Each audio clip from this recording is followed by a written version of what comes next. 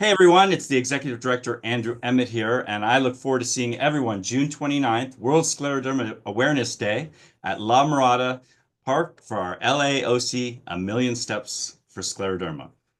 Look forward to seeing you there.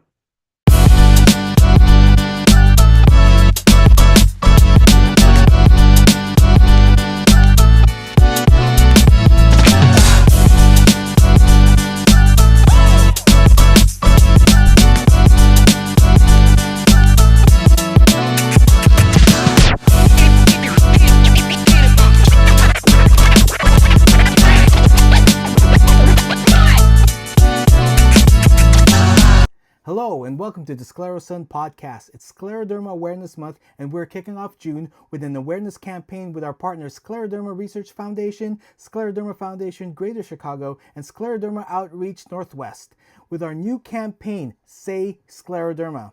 We know it's a hard word, but we want to make sure that everybody knows it. So when you post on socials to share your story, promote our events and fundraisers, don't forget to hashtag #SayScleroderma. On this episode, we'll be talking to some of our team captains of A Million Steps for Scleroderma LAOC, which is taking place on June 29th, World Scleroderma Day, at the La Mirada Community Regional Park. You can find out more and register at amillionlaoc.myscleroderma.org. Our first guest is our inspiration for A Million Steps for Scleroderma.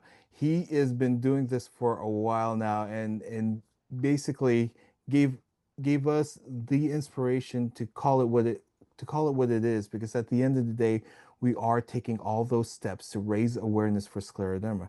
I want to welcome Mr. Jim Hines. Jim. Hello. So Jim, you're about to go on another journey and you're preparing for it. But I want to go back to your first one. So what inspired you to embark on your first million step journey in support of scleroderma awareness? So it's almost 5 years now, but I'm a retired aerospace and teacher, and I'm a caregiver also for my wife, who's been diagnosed for 20 years, Roberta. And we were off in Spain, just sightseeing and doing tourist type of things, and all of a sudden we seen these hikers. And we were wondering, oh, well, that's interesting. There's a bunch of hikers going across the middle of Spain. And then we went to the next town, the next big town, and there we found other hikers.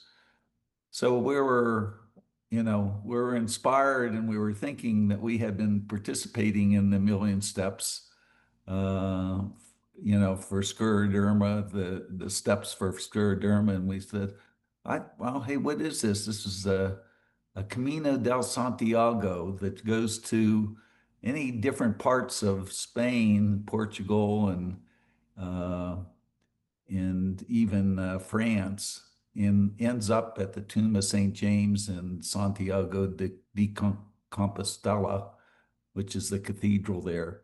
And I said, well, hey, if scleroderma patients can put up with the disease on a day-to-day basis, that, hey, I think I can do a million steps for scleroderma by doing one of the Caminos. And that was 4 years ago. And now, hey, 4 years have passed, and I'm thinking about doing the fifth one. And this is going to be in Italy. That's awesome. I mean, so between your first one and now, what personal growth have you experienced through these extensive pilgrimages? Well, the excitement is that that I sort of I I introduce people across the world. In fact, what they say in scleroderma, what they say on the Camino, is when you walk the Camino, you meet the world. And so during that period of time, I meet a lot of people, and I tell them, my journey is to promote scleroderma and to let them be aware of the disease.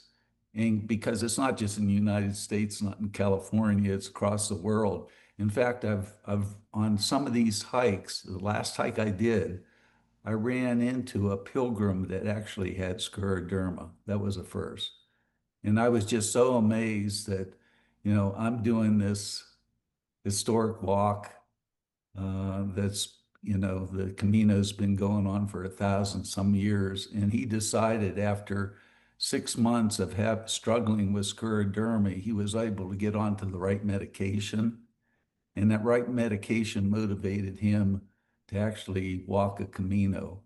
And I Wow. walked the Camino with him to a certain point, and then we sort of split up. But that was just additional motivation to show and spread the word that, scleroderma exists, and it's a disease that needs to be cured. And what can we do to cure that disease? So what countries have you walked in? So it's mainly been Spain because the different routes end up at the same place, and that's in Santiago de Compostela, which is the tomb of St. James. So all routes end up going to that location. But I started in my first one, I started in France over the Pyrenees, then into Spain. The second one ended up in Portugal. The third one ended up starting in France again, and the third one started in the southern part of Spain.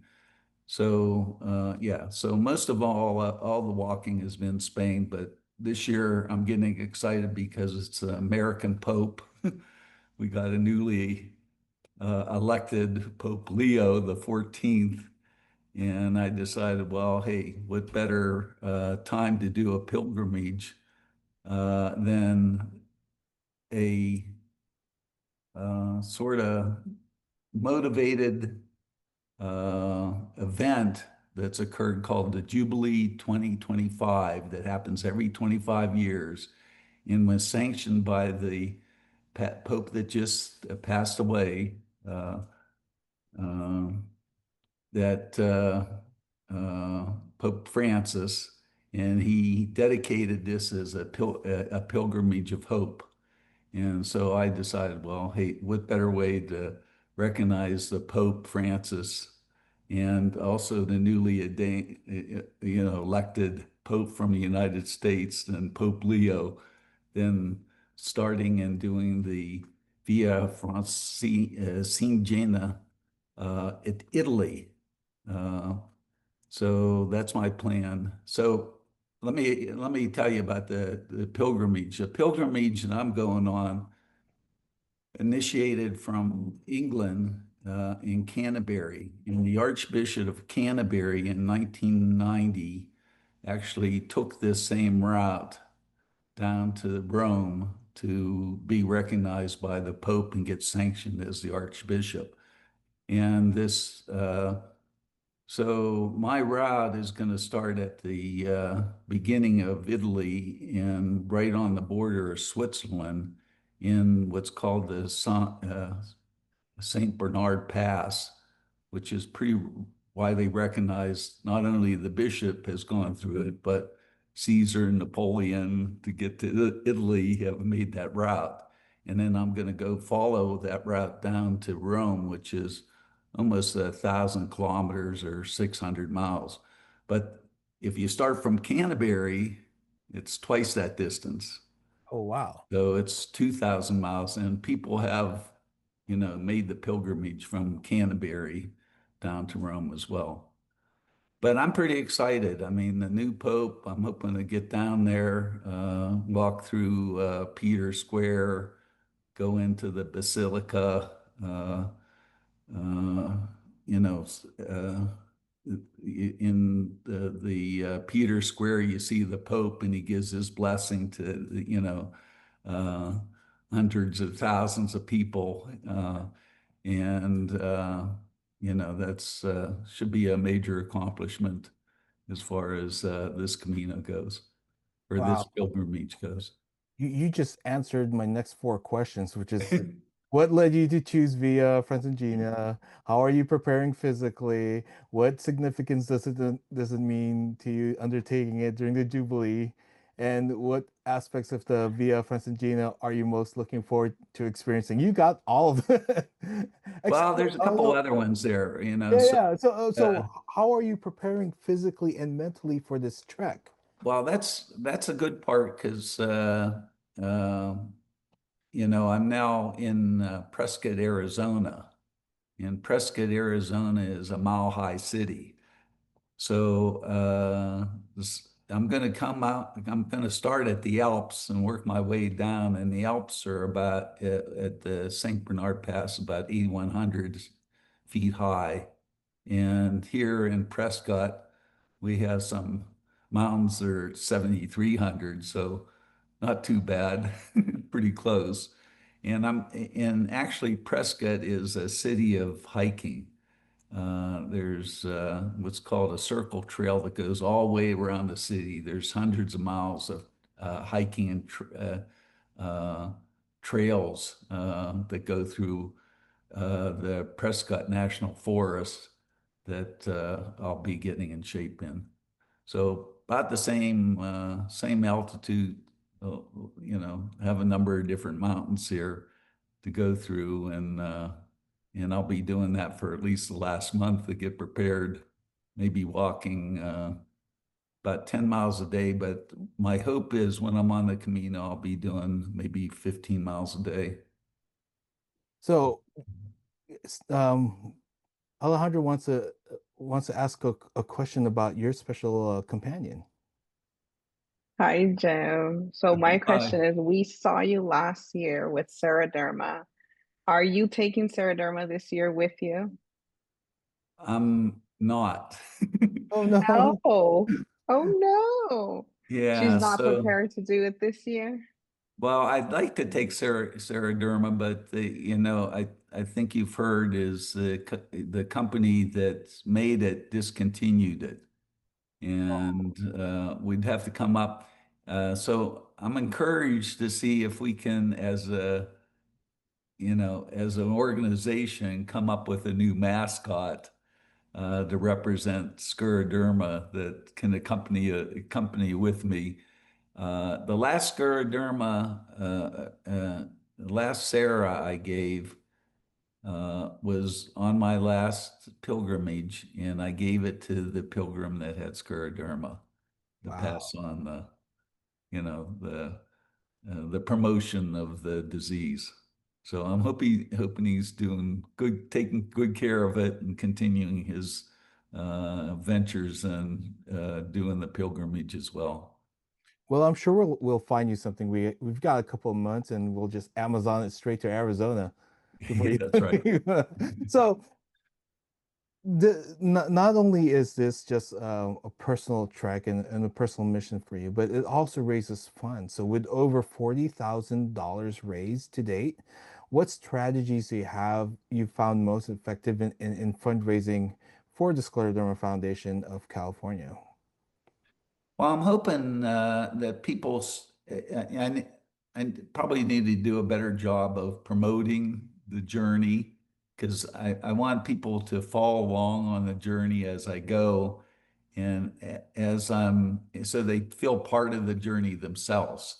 So, making postings and giving some just narratives or blogs associated with what happened and some of the trials and tribulations of doing this pilgrimage, I think will get some people excited, and then, feel part of it and feel the accomplishment as we go forward and in the struggles we go through, and then finally meeting up and entering the St. Peter Square.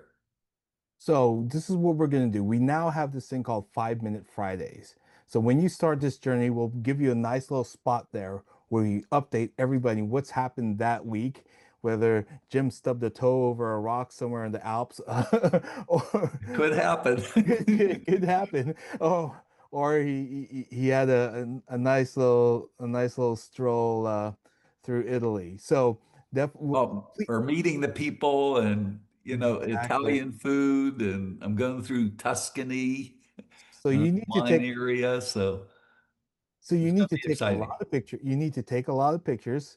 You're definitely going to take over a lot of our social media as well too, and definitely a little spot for you on 5 Minute Friday where you can have a nice little paragraph of what's happened. Because I know Great. a journey that long, in a million steps will have a million stories involved with it as well too. Yeah, I'm hoping to get a lot of million stories from the pilgrims I meet too, and their challenges as well. So, what have been the most challenging uh, experiences that you've had during, all your walks? Challenging? I mean, it's walking. That's challenging. Yeah. It's it I've met different challenges physically, but a lot of ups and downs, seals when I did the Norte Camino, a lot of pastures on the La Plata. Uh, but I think, part of it's, mental, just day after day going through and I think that you can relate from people that have scleroderma. They understand the symptoms, they live with the symptoms, but it's the mental part that they have to they struggle through to meet the goal or go to the next step, and then each day is a new step in their journey. So, I mean, it's a journey to me to meet each of these goals, to go to the cathedral, San Diego de Compostela or the Basilica. But, that's just one route and one journey for me. But, for those in scleroderma, they keep on going and going. It's really a mental to stay in tune and stay positive uh, in light of what obstacles they had for the day, start a new day and uh, go forward and try to find the positive things as you're progressing forward. And a lot of that has to do with people I meet, other pilgrims.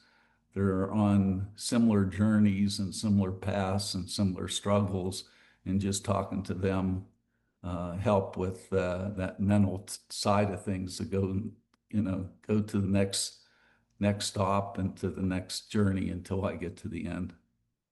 That's a great message, and I think a lot of the a lot of the our a lot of our scleroderma warriors out there, that's exactly what they do. They just keep going. Yes. Right. So how do you see sort of the future of your million steps for scleroderma? Make a team, bring more people with you just to raise awareness for scleroderma. I mean, what do you see beyond this next journey?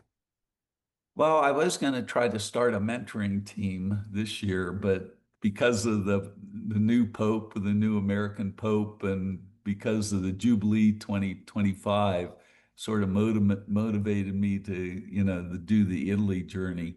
But my hope is that, build a team and mentor a team, and maybe some people that even have scleroderma.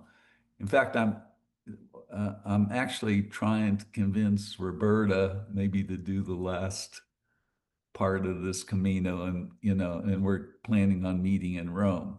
So, something like that is to get others involved, maybe mentoring them for enough for a number of different pilgrims as a total to meet a million steps, and go from there and get more involvement of people involved into these pilgrimages.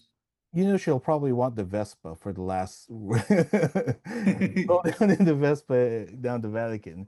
All right, so Yeah, that's a little motivation. it's a little motivation.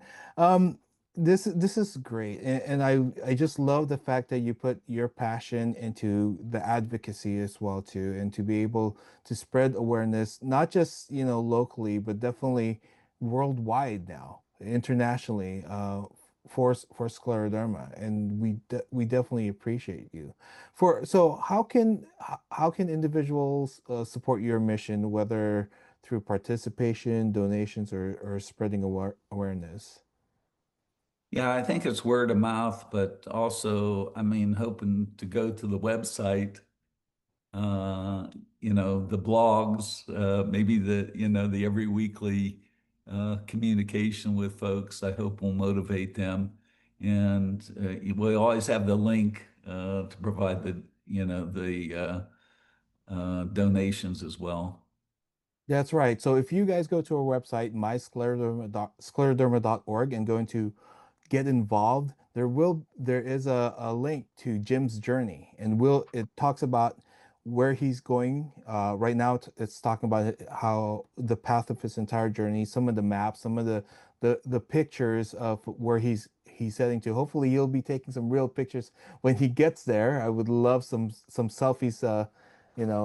By those vineyards and and all those wonderful places. I wish I could walk with you over there. I have 2 months to prepare. No, that's not going to happen.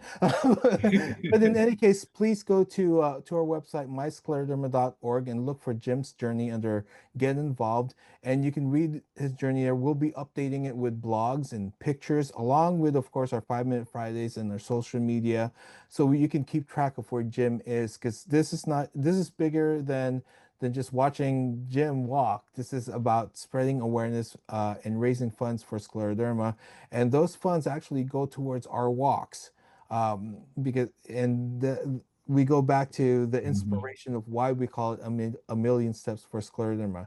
We have one man that takes a million steps, and then we have hundreds of people making up the other million, and we're gonna get a billion pretty soon as well too. That's right.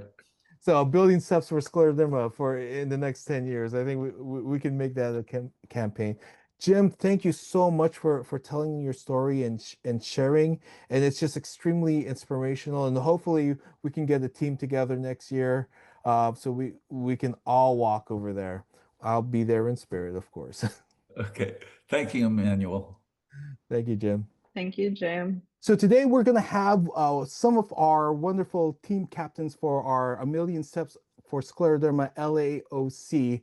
And the first one is going to be Penny LaVue. Penny has been doing this for a long time. I remember her being there for the first one we had back in 2012, I believe. But Penny's here, and welcome, Penny. And we just want to know why we're doing this thing we're doing on the 29th. How are you? I'm doing good. Well, a lot of reasons. Number one, to raise money for education and support, and also for people with scleroderma to meet other people and their families with scleroderma and have a really nice day outside. So, what inspired you to become a team captain for the Scleroderma Walk? Well, being a support group leader is sort of part of our job, and I was asked to do it. So I said, okay. Well, that's a good way to start, right? So, Yeah. so what's what is your personal connection to scleroderma? 'Cause I know, but not everybody else knows. I've had scleroderma since 2000, actually. It's been a really long time. And I was lucky to get uh, good care at the beginning of my journey and had good doctors, good medication. And I've been doing pretty well the last 10 years. Still a few problems, but feel well enough to be able to participate more than others. That's why I'm a support group leader, and just hope that I can help other people on this journey. I've been a support group leader for over 15 years, so I've been doing this a long time.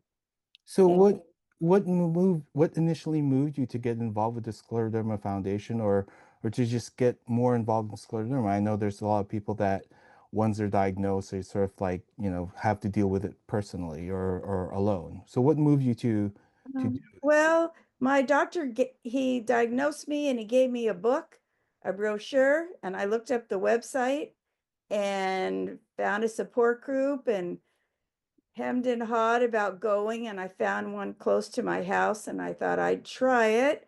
And I was very overwhelmed. It was a very large group, 40, 60 people.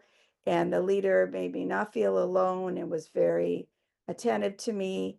And when she became unable to run the group anymore, she had done it for a very long time.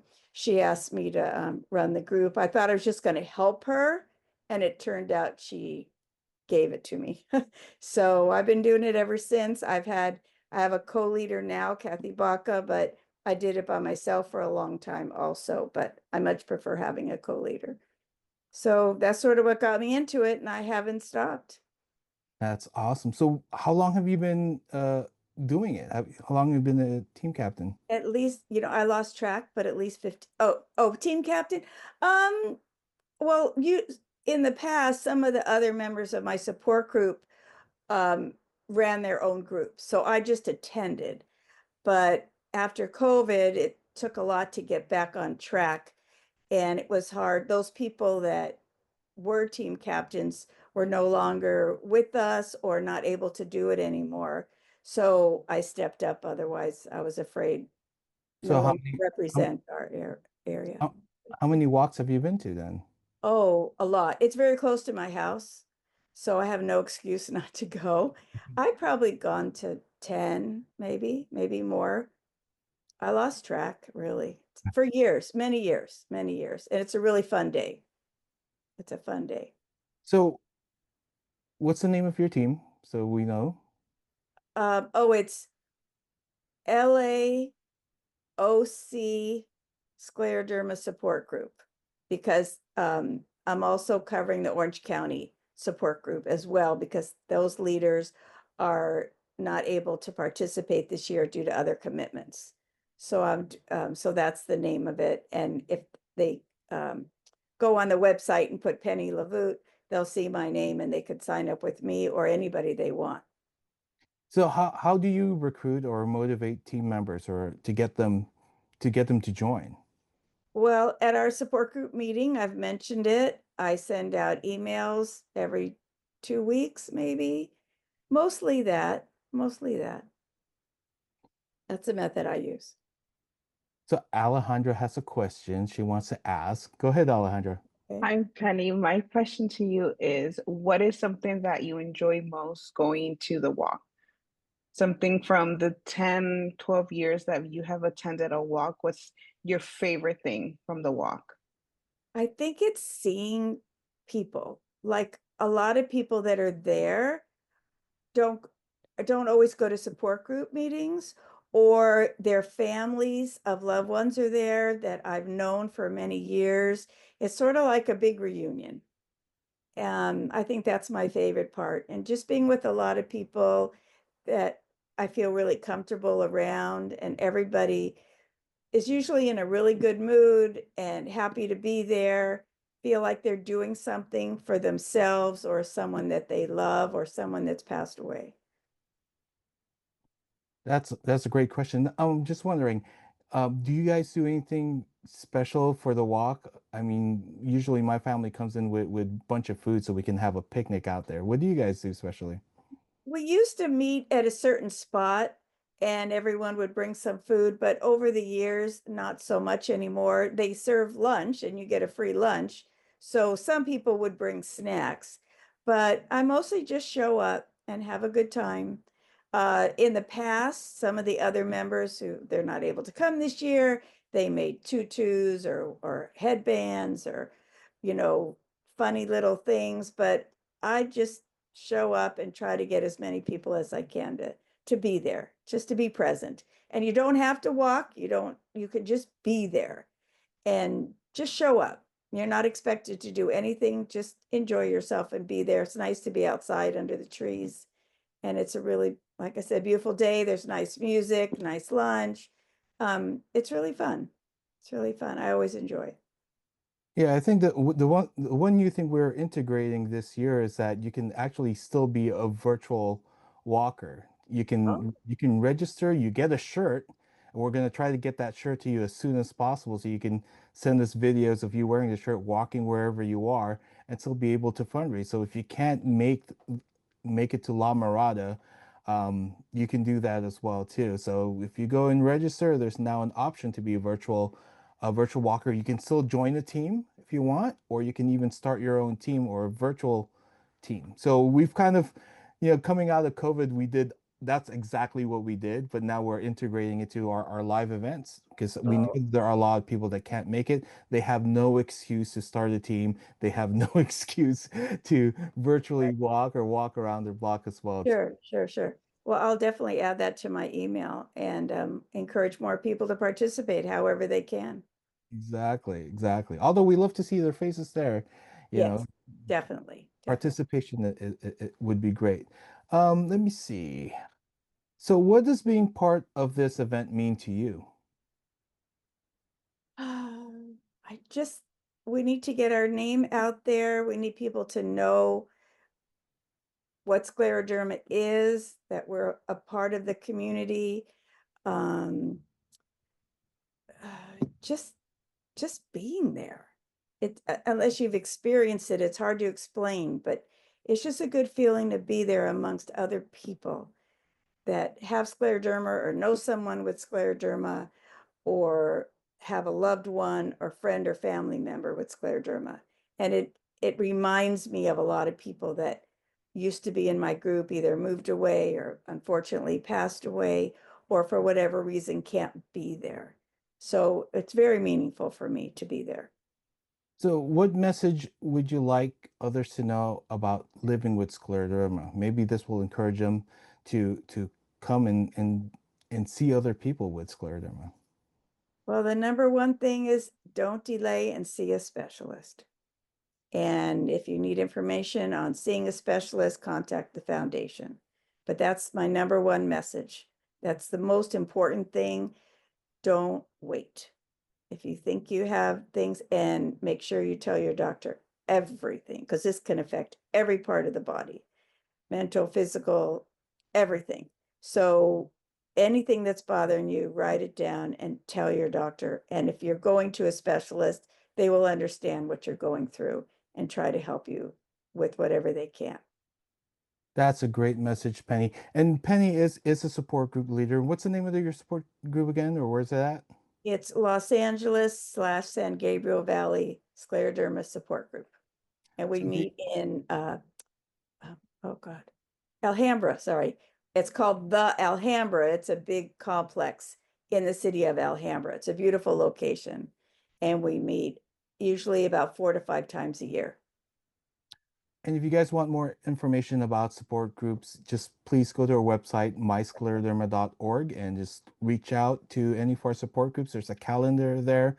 And if you subscribe, we are sending out a 5-minute Friday every Friday so that you know what support groups are coming up as well as what events are coming up. Thank you so much, Penny, for joining us You're and for welcome. sharing about your team. We hope that we well, of course, we're going to see you at the walk, but Be we hope there. I'll be there. that you grow your team and bring as many people as possible. I remember I'll do your my team used best. to be like 30, 40 people. Yes, I had some people that brought everybody they knew. So just it's we're just trying to build it back up again. Exactly. Thank you, Penny. You're welcome.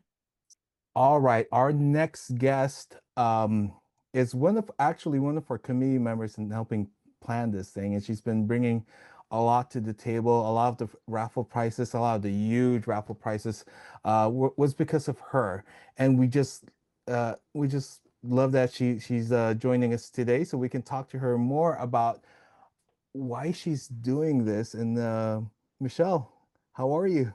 I'm good. How are you? So, Michelle, what inspired you to become a team captain for this event?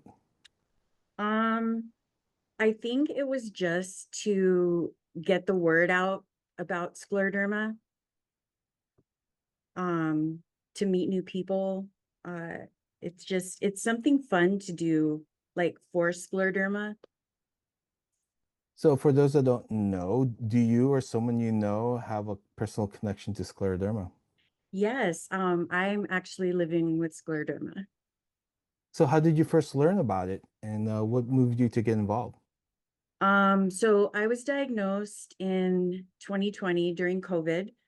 Um, it it started in 2019. That's kind of what started it all. But I didn't become a support group leader until last year. And that was my first walk actually. So that's how I got involved initially. Oh, good. So you were there. So this is your second walk now? Yeah. Oh, that's so awesome. And you're now part of the team. So Yeah, exactly. we're so happy that you're there. So what's the name of your team and what's the story behind it? So we are the Bunny Bunch. The story behind it is my nickname is Bunny. So that's how we came up with the name, the Bunny Bunch.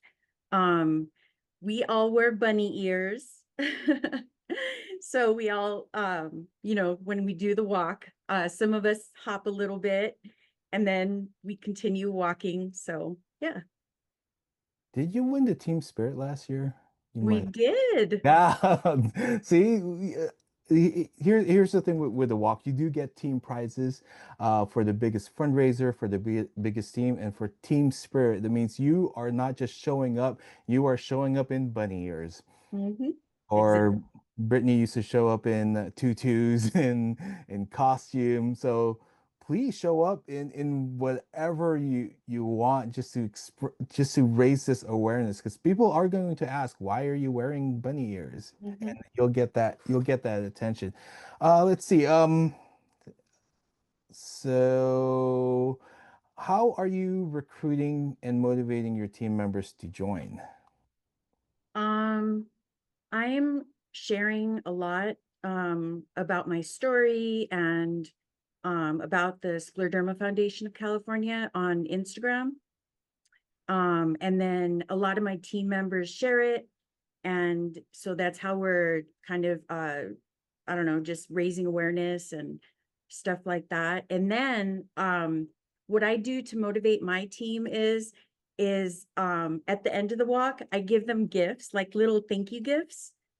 So last year I gave my team little keychains that said, how important you are and just a little thank you on it. So that's how I motivate my team. They get gifts after. That's awesome. Yeah, no, my team, Team Christine, yay. We give pins. So every year people have new pins, and some people are showing up with all their pins with them. So we've been around since 2012. So there's been a lot of pins collected out there. That's a Um, great idea. Are they scleroderma pins? What did the pins look like? they say Team Christine on them. Oh, It's either a drawing of her character or the logo that we're using that year. My daughter has a clothing line called Damaged Bears, and we do have a Scleroderma bear. So sometimes we do pins with those logos as well too. that's awesome. Yeah. So what's been your proudest fundraising moment so far as you're building your team and as you're raising funds? Um, I think our proudest moment was we received funding from our friend's company. They're the LA Trash Junkers. And so they donated to our team and now they became a sponsor. So that was, I mean, a huge proud moment for them and for us. Like we appreciated it. We didn't expect it, but it's amazing when you receive those donations and um that not publicity, but you get the word out there. Like it feels so good knowing that you're making a difference with scleroderma and helping. So what are you most looking or what are you looking for the most for the upcoming walk? um I'm looking forward to seeing people that I don't normally get to see because you know, all over California, people have scleroderma. So I get in touch with a lot of people.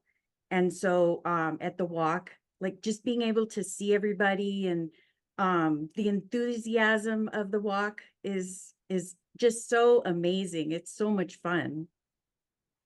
So are you guys gonna do anything special to prepare for the walk? Like some people have a party the day before, or packing gifts and that kind of stuff and preparing for the walk. Um, I think just preparing, we bring chairs and blankets and, some of our family members on our team have, children. So we bring, fun stuff for the kids and, to hang out. Oh, and there's like a pretty lake nearby. So, we'll walk around the lake too. But yeah, just bring chairs and anything to make you comfortable because it's at a park. So, yeah, it helps to bring stuff. Awesome.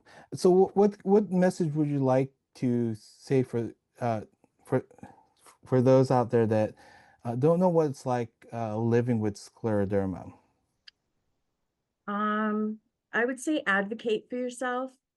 Make sure, you kind of push your doctors, and stay positive. I know it's rough and, it can be really difficult. And you will be okay, and stay positive because it really does make a difference. So what made you come back this year? We're the bunny bunch. We had to come back. We're the bunnies. I love it. I love it. And last year, what do you have like a favorite memory of last year's event? Um, I think last year, I think the photo booth was like really fun. Because that last year was my first year going, right? So the photo booth was it was really fun, like watching everybody taking pictures, and we took pictures and you can send them to yourself. So there's just a lot of fun stuff to do. Well, they're back this year, and we're still trying to build the fund that's going to happen. So it's up to Alejandra and Brittany to put together a program. I'm just there to execute it and bring all the equipment. So thank you again so much, Michelle. We look forward to seeing you um, very soon, and of course in our planning meetings, but definitely on the 29th, which is World Scleroderma Day, which is why it's so important for us to be out there representing and raising awareness and funds for scleroderma support, research, and education. Thank you again, Michelle. Yeah, Thank you, thank Michelle. yeah, no problem. Thank you. All right, so our next guest is, or our next team captain is also one of the chairs, along with Alejandra, in planning this event, which is great because I don't have to do much planning anymore. I just show up with a big truck or something. But they've been doing a lot of work to make sure that this event goes off without a hitch, and that it would be both fun, entertaining, and impactful. But she's here, and we kind of have this thing where we all started, my family and her family started with the Scleroderma Foundation of California at the same time at the same walk in 2012. So please welcome Brittany Stone. Brittany, Hello, thank you for having me. so fabulous to have you here. We're gonna change this entire interview to something else now. Oh no, but no, we just first of all, personally, I want to thank you for stepping up and helping plan this thing. I know you and Alejandra have been working hard even since last year for last year's event to this year, and it's really this is the stuff before COVID that I had to manage by myself. And to know that you two are handling very well, it just makes me proud to just, it's yours now. Bye. I'm not Thank going. you for it. I'm not going anywhere just yet, though. So, let's start with a question, so we can actually get an interview done. So, what inspired you to become a team captain for the Scleroderma Walk that's coming up? What inspired me is the people that support me. So everybody that is on my team and my support group, I will say my mom used to be the team captain back in the day, and like when we first started, and then it was just kind of time for me to take the reins over and get things situated and figured out. And I'm honored to be a team captain here with you and doing all this. And in case nobody knows, what's your personal connection to scleroderma? I have scleroderma. I was diagnosed in 2012 with diffuse systemic scleroderma with ILD, or interstitial lung disease. And was that the first time you learned about scleroderma? Yes, it was. We had never heard of that word before until that first rheumatologist said those words. And before that, it was never even a thought or word that we had heard of. So it was a very surprising diagnosis. Well, speaking of which, I mean, this is June, Scleroderma Awareness Month, and we have joined with the Scleroderma Research Foundation, Scleroderma Foundation Chicago, and Scleroderma Outreach Northwest for this brand new campaign called Say Scleroderma. It is a hard word to say, and a lot of people pronounce it differently, but it's still scleroderma. Sclero means hard, derma means skin. So just keep an eye out for our social medias on our posts and links and more information about scleroderma to help us raise awareness and to say scleroderma. I have to say that because I think we're contracted to do that as far as our partnerships are concerned. So, what's the name of your team and what's the story behind it? My team name is Believe for Brittany, and my mom made it up at our first walk. And it was just to believe in the power that we all had in getting me through this and making me who I am today, just believing that I had the strength and the power to continue on and keep pushing and get to where we are now, right? 13 years later after diagnosis. So it was really just like an ode to just like believe in me and what I can do. And it's all the people behind me rallying that are believing in all that I can do. Yeah, our team, Team Christine, we actually have a thing called Hope, Fight, Believe, and I think believing in that you can get through this is one of the key ways of getting through it, right? Yeah. I think my wife was diagnosed and given 5 years to live, and you were given how many? I was given 6 months at my first diagnosis. 13 years later, Yes. we're all here, and yeah, it's definitely a blessing. So, how do you recruit and motivate your team members? I have to say it's not um, a lot of like I don't have to push them. My family, my doctors call them my entourage. My family has always been rallying behind me and has always been there for me, and they love this day too. It's a fun day. It's great to connect, and it's something that they really look forward to. And so it's really just sending it out and letting people know this is what's going on, and people want to join, they want to support, so they signed up. Do you have any kind of strategies like email blasts or posting it online to get people excited to participate? Yeah, I mean, posting on social media is big. I do a lot of posts just about promoting it, but also just talking about it at our family events, at our baseball games, at different things, talking with different people and talking to people who maybe haven't come to one or who were interested. Just talking to different people at different events, trying to get more and more to come and support. So let's switch a little bit to fundraising. So what are some of the creative ways that your team has raised funds? My now husband actually has done a couple times now where he does like a truck meet. And at that truck meet, we have vendors. And in order to be a vendor, you have to give a raffle prize. And then we sell raffle tickets, and all that money that is raised that night was donated last year to the walk. And so that was probably my most creative way, was like doing another fundraiser to fundraise for this one. Yes, and there's several ways to fundraise. And if you actually go to the Walk website, millionlaoc.myscleroderma.org, scroll all the way down, there's a link for a fundraising A to Z tip sheet. And it's everything from selling lemonade to having bake sales to, I guess, truck rallies. I need to add that under T, truck rally. Truck meet. Yeah, and there's even there's even groups that are holding concerts Yes. to raise funds as well too. So Mhm.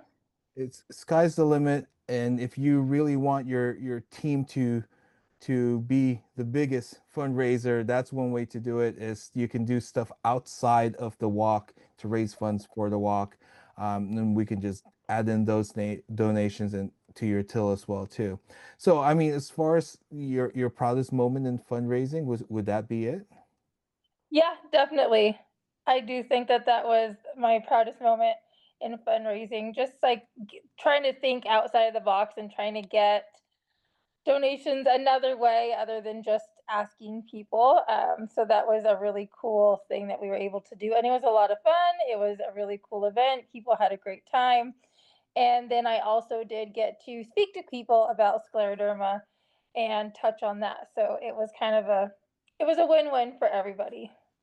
Yeah, I think the one that we did before was we had their elementary school create a wishing tree. They Okay. just donated and built an entire tree and raised a few $1,000s just from that.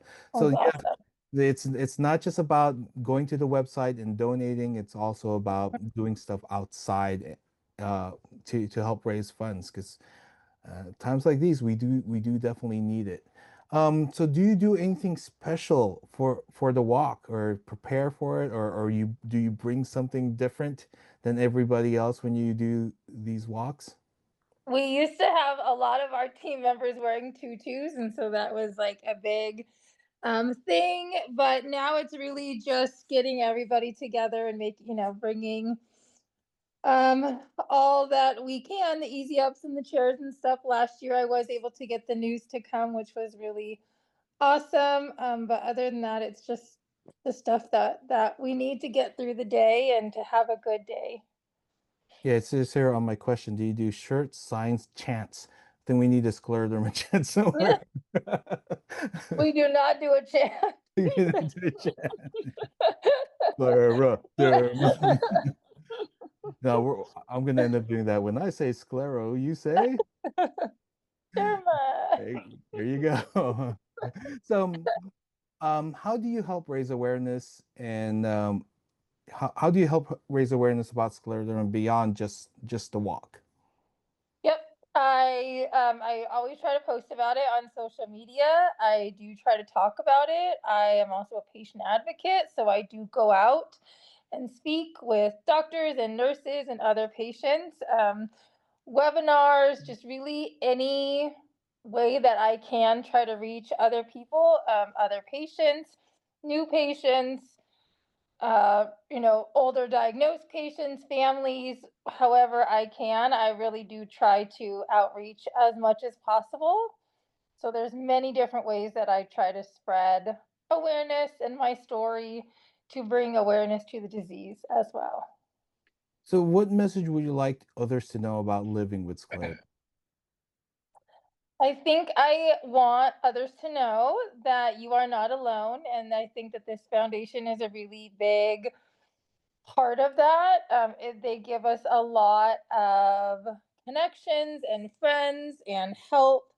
And I just want people to know that although it is a very scary disease, and in the beginning there's so much unknown, but that you are never alone. And I don't ever want people to feel like they are alone because there's so many of us here at the foundation that just want to be here for them. So, what does being part of this event mean to you? Being part of this event means everything to me. I was really devastated during COVID when we kind of had to alter things because this event meant a lot to me when I was first diagnosed. When I was first diagnosed, I was very much in denial and I didn't want to go to things and I didn't want to see people. And so when I did finally want to come to something, this event really changed a lot for me. It truly changed how I saw the disease and how I saw the patients and the doctors and the interactions and just the community in general. And so I want to continue that feeling for new patients or, older patients too that have never come to this or don't know about it. So for me, it's just like trying to bring like the joy and the happiness and the community that I felt all those years ago. I want to continue to bring that to this community so that others can feel that too. And lastly, do you have a favorite memory of any of the walks, of the past walks? I mean, I hate to keep saying this, but I do think last year with the news being there was a really cool memory just because I know we've tried, really hard to get this out there. And so this event being on the news brought extra attention and brought extra awareness. And the whole news article, they did really speak on the disease, and the newscaster went as far as wearing teal. And it was just a really like proud moment of like we've worked towards this, and then it happened last year. And so that was a really like proud, fun moment for that to happen. Awesome. Well, we hope we get more media this year. So if you are in the media, please email events@myscleroderma.org so we can make some arrangements. Thank you so much, Brittany, for joining us, and we look forward to a great walk. I'm sure you guys have a ton of things planned. Thank you. We We do. can't wait. Thank you, Brittany. All right, our guest right now, this is her second time walking, but this is the first time she has her own team. So I want to welcome to our podcast, Miss Marissa Villa. Is it Villa or Hi. are you saying Villa or Villa? Depends on what area you're in, but it's mainly Via. I'll say Villa because that's what you say, Villa. Yes, Via. But if we're in the valley, it'd be Villa. Villa. Yeah. Like Villa. All right. So Yeah. I mean, so the point of our podcast is we're here to have conversations, maybe a little bit of fun, but to more or less learn about the people that are in the scleroderma community. And we are talking to team captains, and this team captain, um, she's second. Their team is second place right now, so they're one of the teams to beat for most donations, and I'm sure she's gonna blow it out of the park in the next month. So Marissa, I just want to know what inspired you to become a team captain for the Scleroderma Walk? Well, what inspired me was actually going the first year last year and seeing, all these people that have this, severe condition, but yet there was so much positive energy going around and everybody smiling, everybody having a good time. And so last year for me was like a huge learning experience. And then, my sisters got motivated, I got motivated, my best friends got motivated, and we decided, well, let's do like one team, and let's just go all out this following year, which is our second year. So that's what motivated us. And also, just helping, people like me that have scleroderma. So that really, goes to the heart of doing this. So a lot of people, the first time learning about scleroderma is when they're diagnosed. Is that the way you learned about scleroderma too? Yes, that's the way. I mean, it was a funny thing the way it happened for me, because I had been going to many doctors for a whole year, not knowing what it was and being, misdiagnosed. And then finally, when I was getting my final results, a week before, I watched a Netflix special that they were honoring Bob Saget, who had passed away, and they said all the funds for that special were going to scleroderma. And I was like, oh, okay, something about, yeah, his sister had it or something. And then the following week I go to my doctor's appointment and they say, oh, so you're positive for scleroderma. And I'm like, what? So that was the first time I heard, a week before I found out. And obviously, I started Googling and I went down the Google rabbit hole. Oh, no. And then soon after, yeah, I was, that whole thing about, oh my god, I'm going to die in like 3 years. Yeah, so I wanted to learn more information until I found out about the Scleroderma Foundation of California, and I joined the support group. That's awesome. So you've just been diagnosed for how many years now? I got diagnosed in October of 22, and so yeah, it's just been a couple of years that I've learned about having this disease.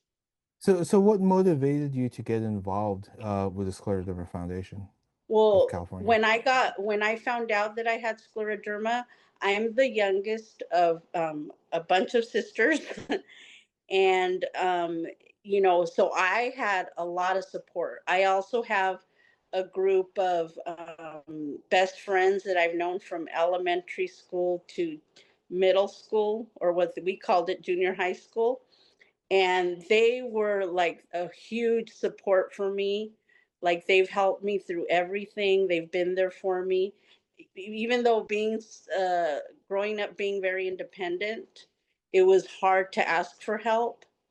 But as I felt like, I started finding out when I was looking for groups, because obviously they're very supportive, but they really don't know what I'm going through. So I wanted to find a group of people that would allow me to find out like more about what I'm going to be going through. Also, I understand that there's people that don't have family or friends like I do, and so I wanted to be like a support for them as well, to know that they're not alone in this. So So that's what motivated me. what's the name of your team and what's the story behind it? My team is called Marissa's Marvels, and Marvels meaning like we're superheroes, we're warriors. We, fight this disease. And the thing is there was a picture that my sisters and I were talking about when I was a little girl. My sister had taken a picture of me. She put me on top of my dad's car with a cape, and I was acting like I was flying, and I would say I'm a superhero. I thought I was Mighty Mouse. Oh, So please that's where we came up send with it to that. us. Send it to us so And we can show yeah, and everybody. so we've been trying to look for it, but we can't find it. But that picture, we would laugh about that picture all the time. But so that made us think, all these people that have supported me and have supported others and have been there in, our support group, are heroes for us, are our superheroes. So that's where the name came from. That's awesome. So, I mean, how are you recruiting or and motivating your team members right now? Right now, I've been first. I contacted like my inner circle, which is my sisters and my best friends, and through like group chats, group texts, and then I started posting on Instagram, posting on Facebook, and I'll do like an updated post. And I've noticed that I don't post every day, but when I post, I've gotten a few more donations, and a more awareness of it. And anywhere I go, I tell people, "Oh, I have scleroderma. You know what that is? Google it." You know, That's so awesome. that's how I've been, getting more donations. So your strategy is just post, Yeah, post, post, and they come and they get the word donate. out there. Yes, and they That's awesome. donate. And I think it is just as They're- simple as that. It's like the more you share, the more people see it, the more likely going to donate. So if anybody else is watching this, Yes. you have a team, please post about your story. As much as scleroderma is can be very private and can be very isolating, it's really a big relief to know that you're not alone. And if when you share your story, other people can learn about it. I know that when my wife was first diagnosed and she wrote the definition of scleroderma on a piece of paper and took a picture of it, it had thousands and thousands of views on Instagram. And there were a lot of people that really were touched by it and and learned about it a lot more. So, what Yeah. and so you're like I said, you're getting up there in the fundraising. So what are some of the creative ways that you're raising funds for the walk? Well, for the walk, again, just word of mouth, um, going, going out in the community. And if I go to like some kind of special event or something, I let them know what I have, especially people I know that know other people, and tell them about it. And just the posting, I'm pretty much been very open and honest with my disease. And if anybody asks me questions, I'm open to them to answer what I know. And I'm still learning a lot about it. I'm still going through the different stages of having this disease. And Kelly and our support group has helped me a lot with that. And a lot of the donations starts with family. So I have a lot of family that has donated, which I'm really grateful for. And my best friends that I call sisters also have donated. So just word of mouth that goes on through them is how I've made my donations. Yeah, I think just is talking about it to people is Yes, a very, very powerful thing. So, exactly. Yes. so what are you looking most forward to for this year's walk? Well, hopefully, we're getting a large group that's going to be coming out, and we have a little surprise for them when they get there. You know, the ones that have registered, we're going to give them the teal blue capes. Wait, don't ruin the And surprise yet. No, don't wait. oh, shit. Will I have to believe? No, I think those are watching. Yeah. Edit that out. Edit that out. But yeah, we have a little surprise for them, and it's gonna be a lot of fun. So I'm really looking forward to a great turnout and a lot of fun like we had last year. Actually, That's even all. more fun this year because we're bringing a lot more people than we did last year. So Oh, looking forward to that. she's not just after the biggest fundraiser, but the biggest team too. Oh, she's trying to take home Yeah, all the awards. the most motivated, energy filled, Oh, positive she's team. trying to get team spirit as well too. She wants to go all the way across the Yeah, we're board. gonna be so energized we might fly away Oh no. in our secret capes. That's so awesome. So, are you going to do anything special to prepare for the day? Are you going to take a couple of strolls the day before, or are you going to just mellow out and rest? No, I'm gonna rest. I've been practicing walking a little bit more. I have my treadmill, and I have I can't do long distance walking too much because my feet start hurting. But I have a wheelchair that I'm just gonna walk it, and when I can, I'm gonna roll it. I'm gonna roll in Awesome. it. But yeah, that's gonna be my ammo for that day. But So I'm really hoping and I'm motivated to try to walk as much as I can that day. that's So rest, a long rest and naps the day before. and there's a Starbucks down the road, so if you need that extra energy, it's just down the street. Okay. So, Yeah. I was gonna ask you. I mean, actually, one of the questions is, do you have any special things that you're gonna wear or do? But I think you kind of answered that, and let's leave that as a surprise. So, Yeah. so I mean, how you've already said how you're helping raise awareness for this walk, but what else do you do Mhm. outside of this event to help raise awareness? Well, like I said, I help out a co-leader in the support group for the San Fernando Valley. And also, anytime I go to appointments or I see people, or they'll ask me, "Oh, why am I holding a cane? Why am I wearing, And obviously they'll say, "Well, you don't look like very sick," but I'm very open. I start explaining to them, I tell them about our group because you never know. They might know somebody that has, scleroderma and don't know who to turn to.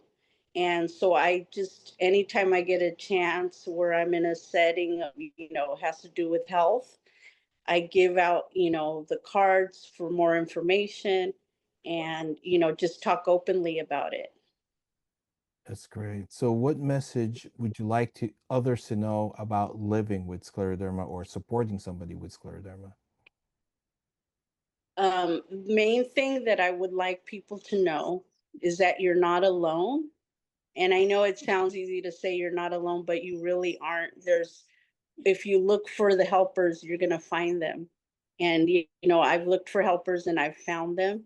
And also, you know, you always have to be grateful for, every day, like set yourself a little goal and think of the things that you have around you that you're thankful for. And then you can go on with your day and know that you're not alone in this, that there is help out there. Do you have a favorite memory from last year that just like sort of motivates you to keep coming back?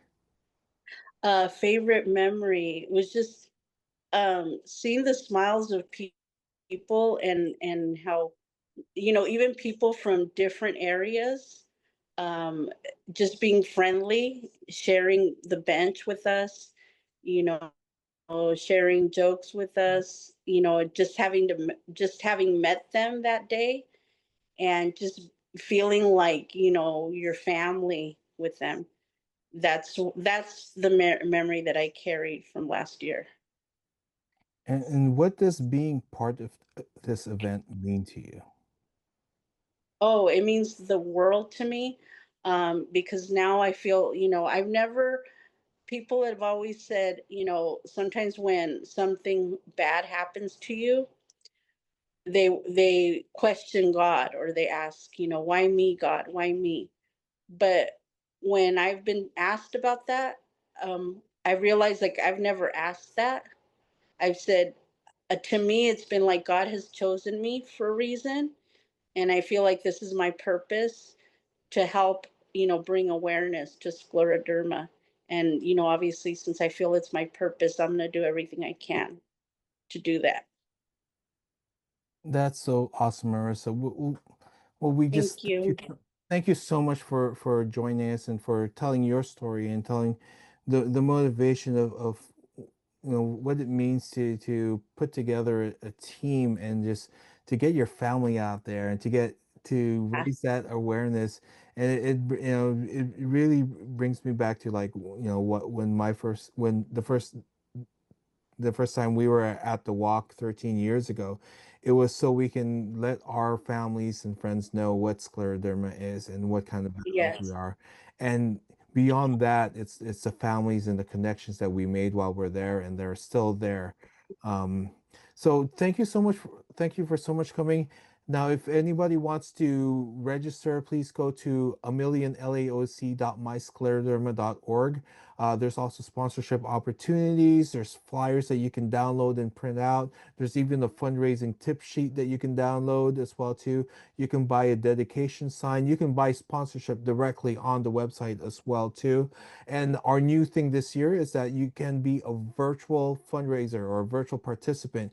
We're gonna mail you. Oh, that's Yeah, we're gonna mail you a shirt, and then you can be a part of a team even if you can't show up, and you can help raise funds, help support Marissa, help support any of the other teams. You can even create your own team, your own virtual team, and it's right there on the website as well too. And we are gonna try to get you shirts before the walk, so you can send us videos of you walking. But if not, we'll still get you shirts, and you're gonna send us videos walking because that's part of being a participant as well too. Again, thank you, Marissa, and Oh, thank you.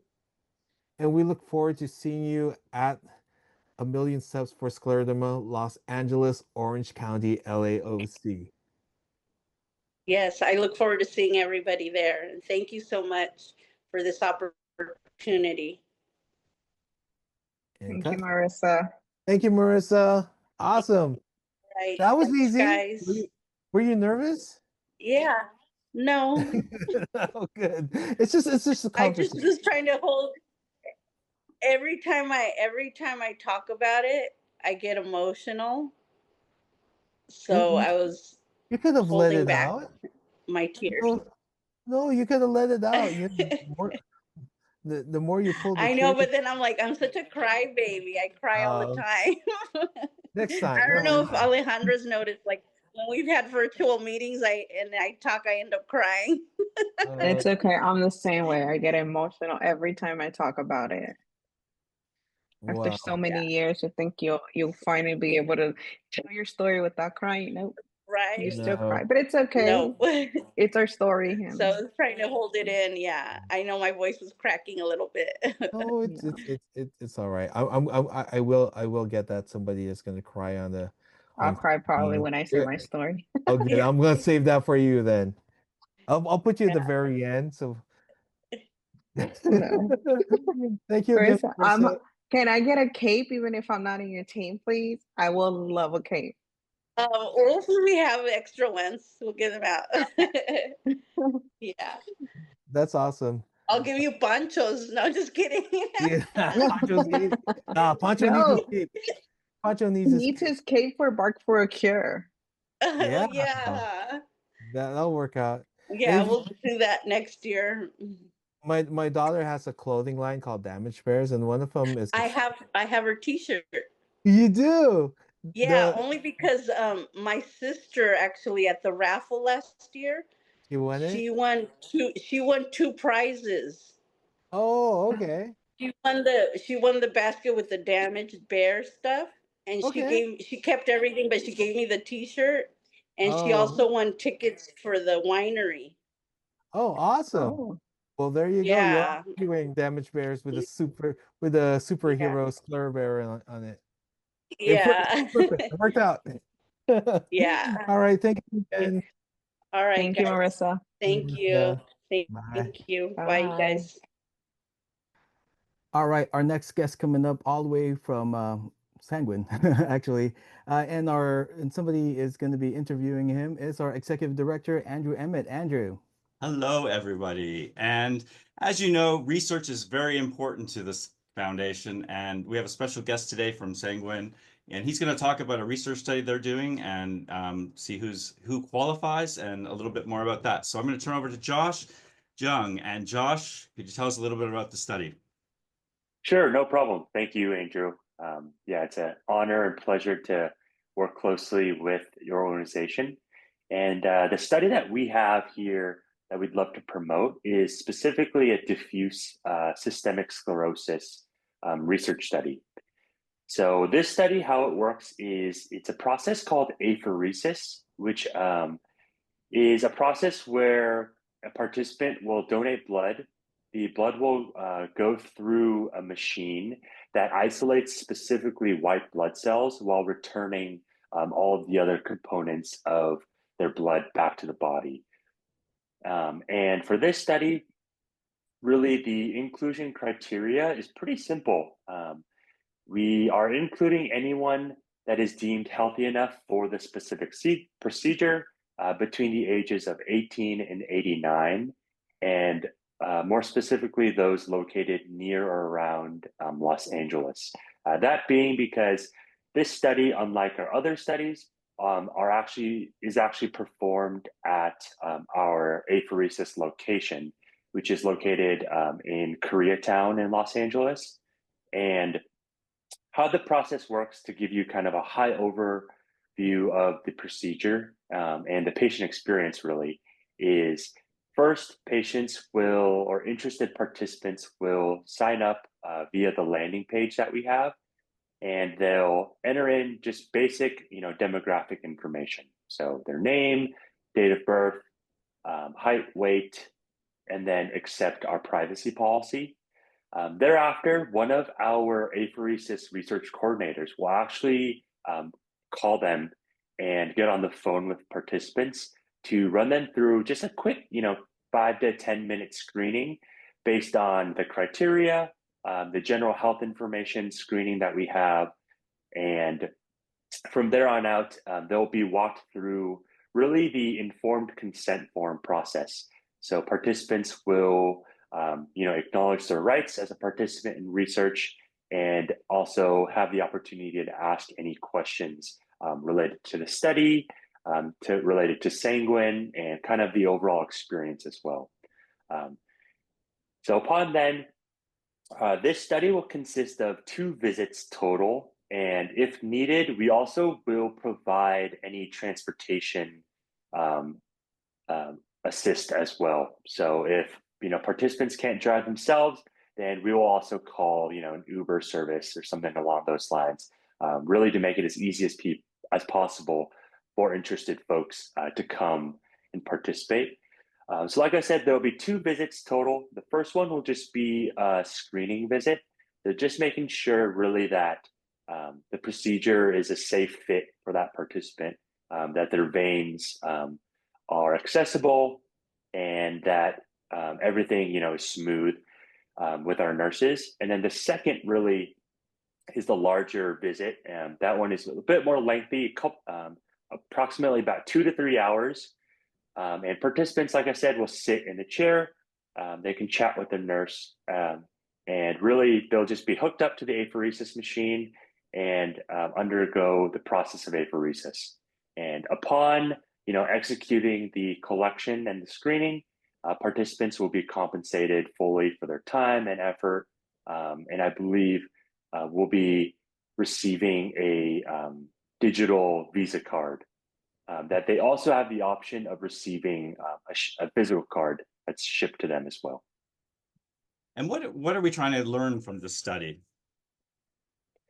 Yeah, so really, we're trying to collect leukopak material, so that's white blood cells for systemic sclerosis, to test the efficacy of new CAR T cell therapies. And by donating material, it allows us to carry out a critical process of developing how to optimize and target specific receptors as well. Okay. And if someone is interested in the study, how can they go about finding more information and signing up? Sure. So I know you folks, the Scleroderma Foundation of California, will have a QR code that'll shoot. Yeah, we're going to put the QR code up and a link. Yes. So yeah, participants, interested folks can click on the link and sign up with us. On the link, they'll see the inclusion exclusion criteria right off the bat, and a little bit of background on what the procedure apheresis is as well.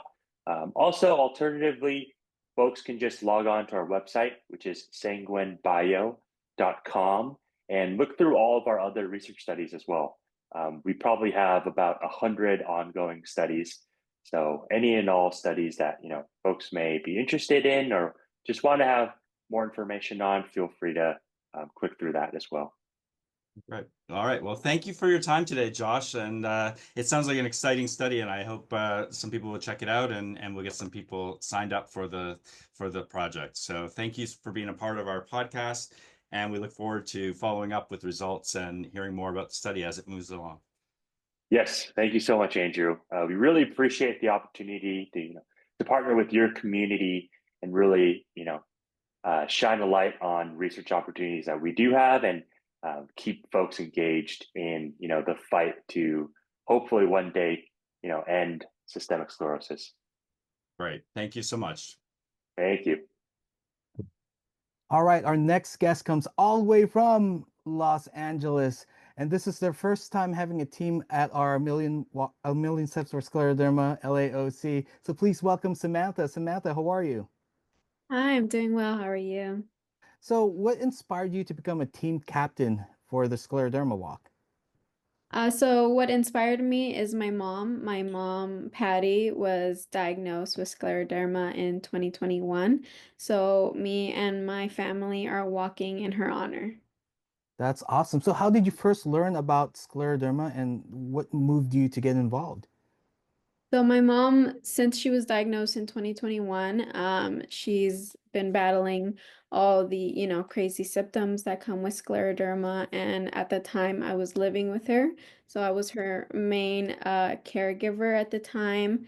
And I saw firsthand how difficult it was for her to take care of herself. And it really empowered me to learn more about the chronic illness and how I can support her more. So this starting this team was to really also hold me and my family more accountable to bring more awareness of scleroderma and how we can help her more to the best of our abilities. That's great. It's always a wonderful community event when you see other people sort of going through the same thing as you are and seeing other people thrive as well too, and just really uplifting each other. So, what are some creative ways? Wait, different question. What's the name of your team? I know it's a long one, and is there a story behind it? Yeah, so our team name is Patty La Scleroderma Guerrera, which is basically Patty, my mom, Scleroderma Guerrera, which means scleroderma warrior in Spanish. And where that derives from is that after my mom has dealt with it for a couple of years, she kind of felt isolated. So I encouraged her to start an Instagram page. So her Instagram page is Scleroderma Guerrera, which is basically a platform for her to share her story and just talk about her, difficulties, and also just build a community of people to learn and also who probably are experiencing the same things as she is. So, how are you recruiting? I know it's probably mostly your family members, but how else are you recruiting and motivating your team members? So I'm recruiting it from my family mostly. We're all based here in like central Los Angeles. So we're trying to, I sent it in our family group chat. I'm texting everybody individually just to remind them. But basically trying to get them involved over text, phone calls, seeing them in person, and just reminding them because, it is a little ways from Central LA. So we're trying to get us to go in one, big car or something just to motivate everybody to like get out there. And even though it may be a little bit of a drive, I want everybody to kind of like feel like it's a team project and that we're all there for my mom. Yeah, parking does get crazy, so get there early. We start opening up our registration check-in at 8:30 a.m., bright and early, but don't try to get in earlier because we're still not ready. So I know people when we're there, we're setting up at 7 o'clock. At 7:30, people are lining up already to check in. We're not even close to being ready. So please come in 8:30. Carpool if you need to. The parking lot is a little bit limited as well too, but it's a great park. You guys are totally going to enjoy it. So what strategies have been working? Like you're for sure, like as soon as you text somebody or send a message out, that people are actually going to register. So I have been getting, the people who haven't been able to like confirm RSVP that they're gonna be there in person for sure. They are donating, which is amazing, and I'm keeping track of that through the foundation's page. But otherwise, I do plan, since I was waiting a little bit for it to be closer to the day of. I do plan on sharing it on social media, maybe opening it up to more than just our family to spread the word. That's great. And really, the earlier you guys register, the more likely you'll get shirts your sizes because I do have to order them in 2 days.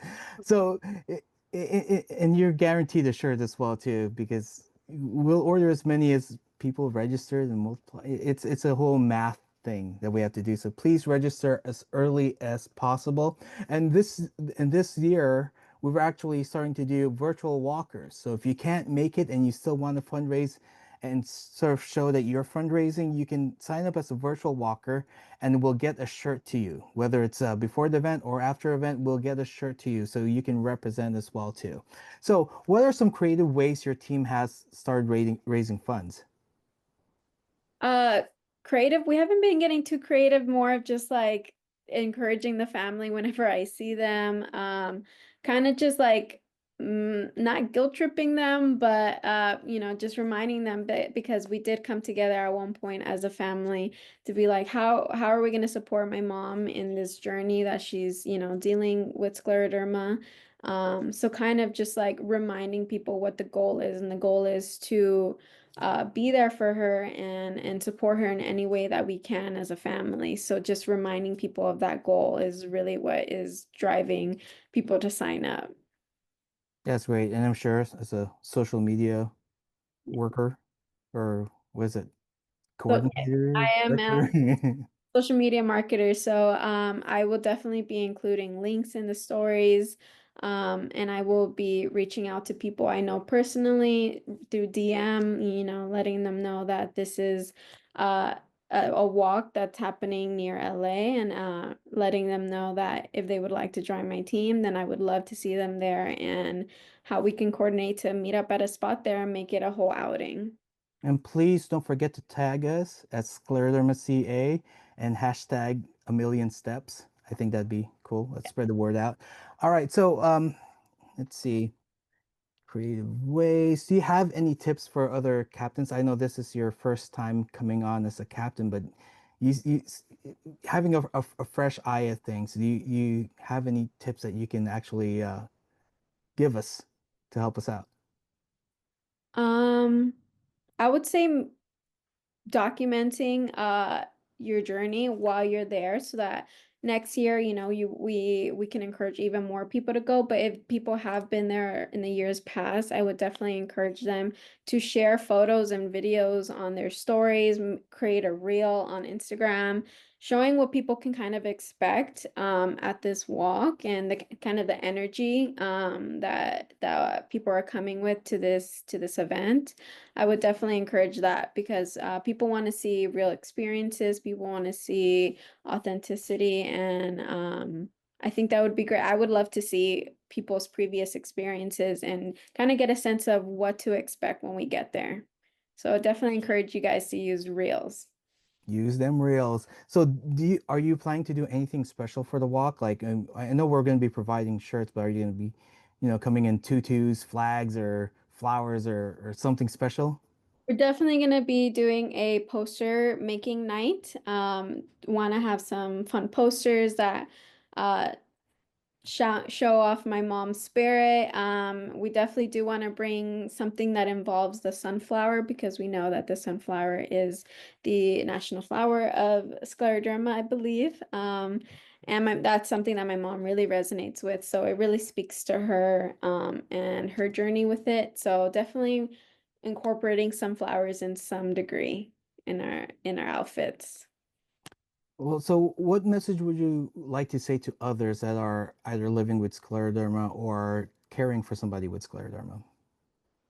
I would say, for somebody who is caring for somebody with scleroderma, I would say be patient, be understanding, and know that this is a long journey that they didn't sign up for, but what they really need is your support. Even if they say, I don't need help, still be that helping hand, or, just pay attention to or do some research into, like, what they may be experiencing, because sometimes they may try their best to look like they're not going through anything, but if you're well aware of the symptoms and the signs, then you can be able to be a more helping hand to them.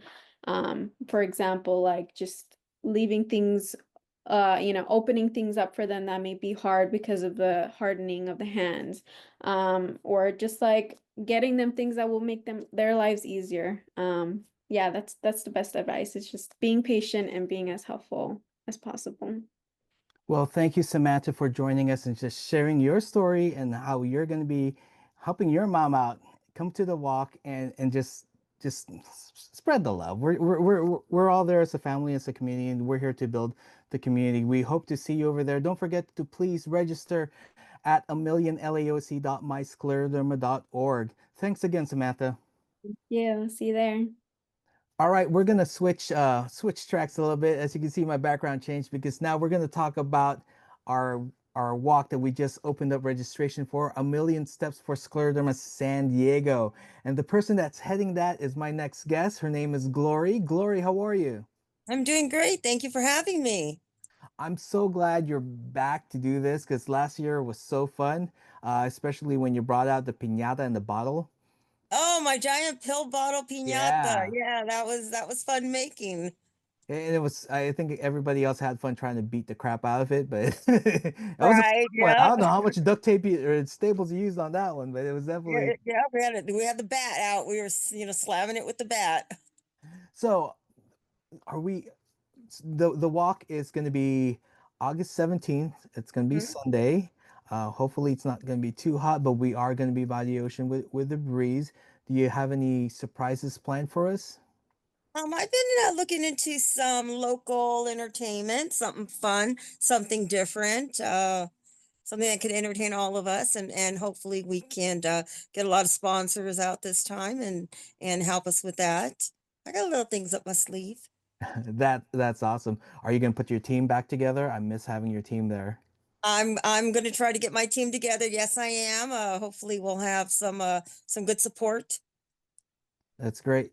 And what I love about San Diego is that as soon as I get there, everybody wants to help out. And it's such an awesome familial and community, um, f- familiar, like family. It's like a family community whenever I go down there. And I think we're hoping for a lot of great raffles this year as well too, and some great games. And it's just always fun. I mean, what's your favorite memory about our San Diego walks? I like doing the games and getting everybody there involved. I loved how last year we had Dr. Peterson from UCSD come and he participated in the games we had. Um, and it was just fun to see him out of the office and just supporting us and getting involved. I know he helped take down some stuff at the end and clean up. I enjoy doing the games and it seems that people participating in the walk enjoy doing games. So I think I'm going to set up some more games this year, maybe do some different ones and get everybody involved, have some fun. That's awesome. And so Dr. Peterson was the last one there. I mean, literally, I drove off, he was still there. I don't know what he was doing, but I drove off and he was still there. He definitely helped out. And this is what I'm talking about community, especially in San Diego, where it's just definitely a lot more laid back than here in LA. And it is a picnic and you are at a park. So please, if you're coming, bring your own food, bring your pet, and bring whatever you want. Bring a picnic basket. After the walk, we chill. There's entertainment. So don't forget to register.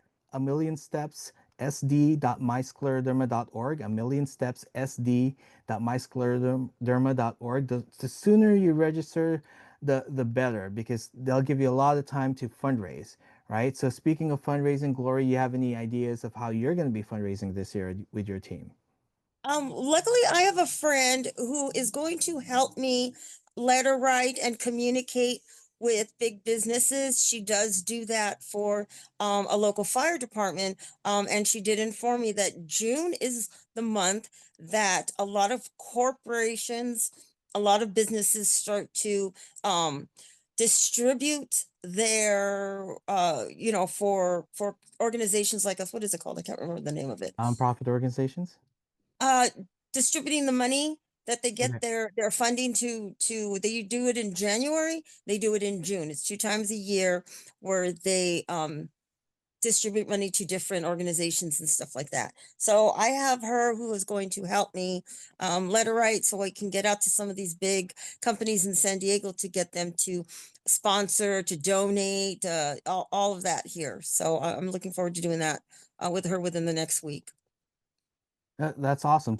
So I'm definitely looking forward to San Diego again. And just let us know what you need. We'll make it happen for you. All right. I think the permit's already gone through. We're we're gonna try to get into as many calendars down there as possible so people do show up. And it's gonna be fun. So the other thing that we're going to do different this year is that we are going to have virtual registration or virtual participants. So now if you can't even make it down to San Diego, you can still be part of a team or form your own team to fundraise. And we will get you a shirt.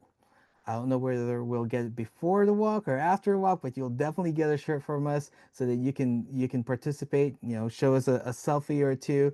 Show us you walking at home because you can't be there. So something that we brought over from our pandemic days from our virtual walks is that now we actually have virtual walkers for any of our upcoming walks. So please register as much as soon as you can on a million steps SD myscleroderma.org. All right. I have so There, many of them behind coming you. up. Yeah. So thank you, Glory. We look forward to seeing you. We look forward to what you're bringing. Glory is our chair. She's of the walk, and she's definitely one of our biggest promoters out there, and she always brings the party. Thank you, Glory. Thank you very much for having me, and hope to see everybody here. San Diego Walk, August 17th August at 17th. Liberty Station. And it's an afternoon one starting at 2 o'clock. Yeah, So you don't have to get up at 8 o'clock and be there by 10. Got it in the afternoon. exactly. All right. Thank you, Glory. Thank you very much. But nice to see you. Okay, so our next guest comes all the way from right next door to the park from La Mirada. We want to welcome Sandra. Sandra, how are you? Good, I'm good. Thank you. Nice to be here with you. It's so awesome to see you. First I want to ask, is this your first walk? No, it is not my first walk. I think it is our third or fourth walk. Oh, awesome. Well then, Yeah. you know what's Well, up. You very know what's happy up. that they're back. Yes, I mean, totally. I'm glad that we're back. I'm glad that we're starting to pick up momentum again. I know hmm the pandemic, we are extremely cautious, especially with our immunocompromised, people. We want to make Yes. sure that everybody's taken care of before we go out there, start spreading the love. All right. So, what inspired you to become a team captain for this Scleroderma walk? Well, I guess my daughter just signed me up and she's like, well, it's all for you and my grandma. Grandma can't really do it, so it's on you. So that's why she just put me as team captain and especially to bring awareness, you That's know. awesome. So, like we were talking earlier that it's not just you and your family that has scleroderma. No, my mom was diagnosed before I was, but she really didn't tell me what it was. We just noticed that her skin tone was changing and we didn't know why. And I kept telling Mom, you're getting darker and you're not even in the sun. So she was diagnosed with scleroderma. And then I think 2 years later, I was diagnosed with scleroderma. And then she told me, well, that's what I have. But I'm not bad. How can you be so bad? And I'm like, Mom, it attacks everybody differently. There's not just one face to scleroderma. It's your whole body, and everybody's unique in the way that it affects them. So this walk is not just for you; it's also for your mother. Exactly. Wow. So the teenagers in the family, it's like it's double duty. And then we got the team shirt, got lungs. I lost my loving brother who had offered to give me a lung when I gave him that diagnosis. And that's something he would have said, you know. But it's like everyone says, we're still here. We're making the best of it. And it's like not got lungs, not just for me, since I do need a double lung transplant, eventually. And just to also make people aware to take care of your body. And it's like I tell people, I've never smoked, never done anything crazy in my whole life, never experimented with anything. And I'm like, you just don't know when your own body's gonna do you in. So stay healthy. So your whole you can combat whatever attacks your body within Yeah, itself. I always think that scleroderma warriors are the toughest people because it takes your own body to beat you up. hmm And look at you. You're here. You're smiling, and on a positive note, this is when what I love about this event is it's definitely a community event where you see other people who are going through the same thing as you are, but also still enjoying life because none of us have Right. expiration dates. Yeah, and I tell people stop getting upset over the little things. I'm like, um, when your life changes, like prior to my diagnosis, and then when I got diagnosed, and it's like I started living a pandemic life. You can't be in a large group. You have to be aware not to be around sick people. My rheumatologist, who was awesome, he told me, well, I'm very sorry, what you have. He's like, don't Google it, but we're gonna try to fight however much we can. But be aware now you have you're immunocompromised, so don't be around large body of people. Make sure you're vaccinated. Make sure no one's sick, and then my UCLA doctor, she's like, put a sign outside your window on your door. Don't come in if you're sick. Now we see everyone. It's like, have you washed your hands? My nieces and nephews, are you sick? Step over there. Luckily, I mean, I've been fortunate enough that I have not been hospitalized ever. I mean, I did get the virus, but that's when, there was medication available. So I was able to beat it. I was not really bad off. So I was very blessed with that. So we're That's, I still mean, around. exactly. We just have to take the precautions, right? Exactly. So, It's like, I walk around with my backpack, and sometimes people say for my oxygen, and sometimes, oh, you can leave your bag here. I can. I'm like, this is my lifeline. What do you carry in there? And it's like, well, I have Raynaud, so I have gloves, you know, can't be too cautious. So you always have your pulse oximeter in case I get really winded trying to catch my breath. I have my inhaler.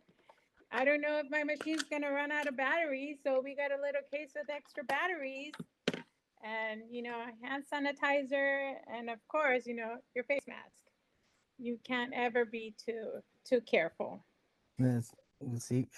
I know exactly everything you're talking about. And people are like, oh, but why don't you do this, or why don't you do that? And Yeah. it's like, it's hard to explain to people. I said, it depends what I'm going to do. I am on oxygen. I do Mhm. get out.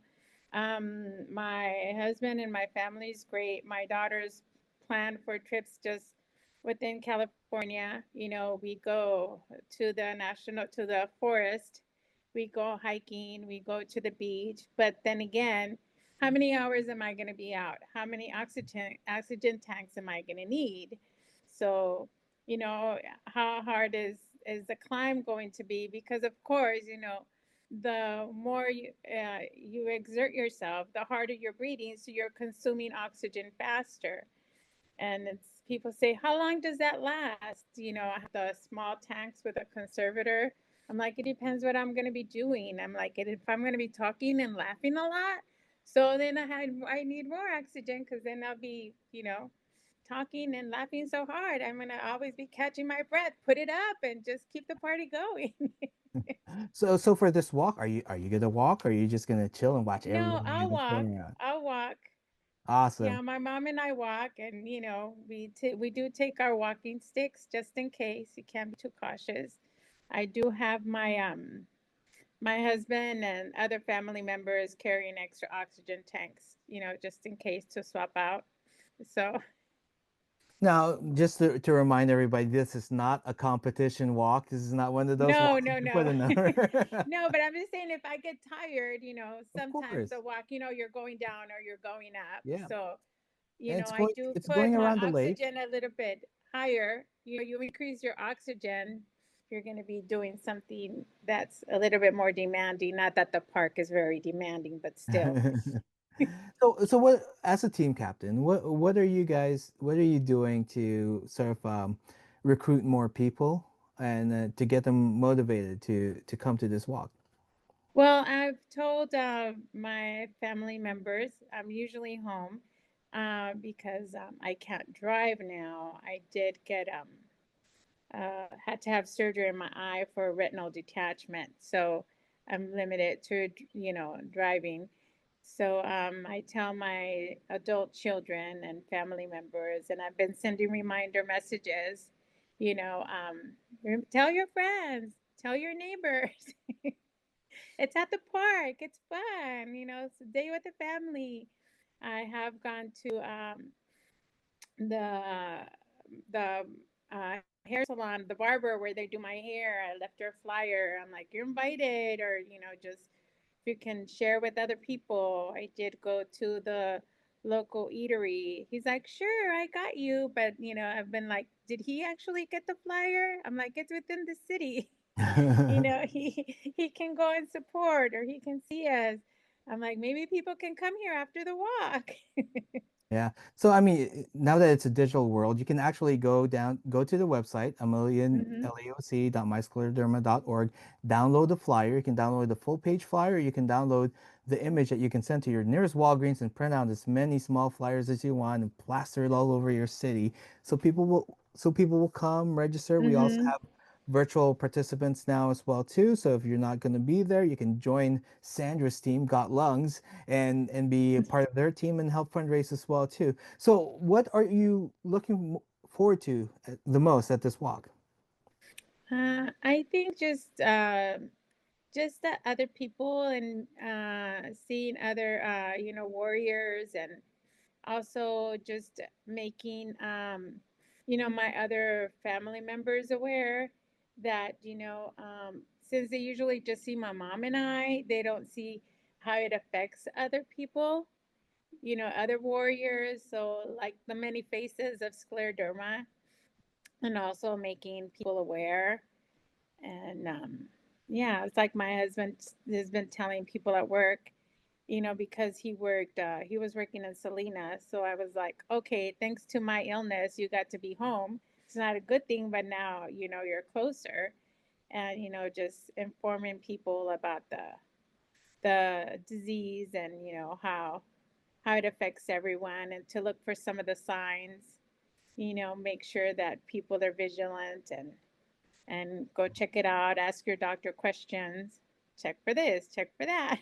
Yeah, I think one of the great things about these events is that you can exchange notes, right? Hmm. Some of the best advices have been from other patients who are going through it already and who've had Yes. experiences like, go see so and so, or go ask your doctor about this drug because it works for me. So Exactly. And at the support meeting as well, it's like, oh, we have a doctor in your area. You get doctor recommendations that, maybe you should see them. What medical group are you with? And they also have a list of doctors, which is awesome.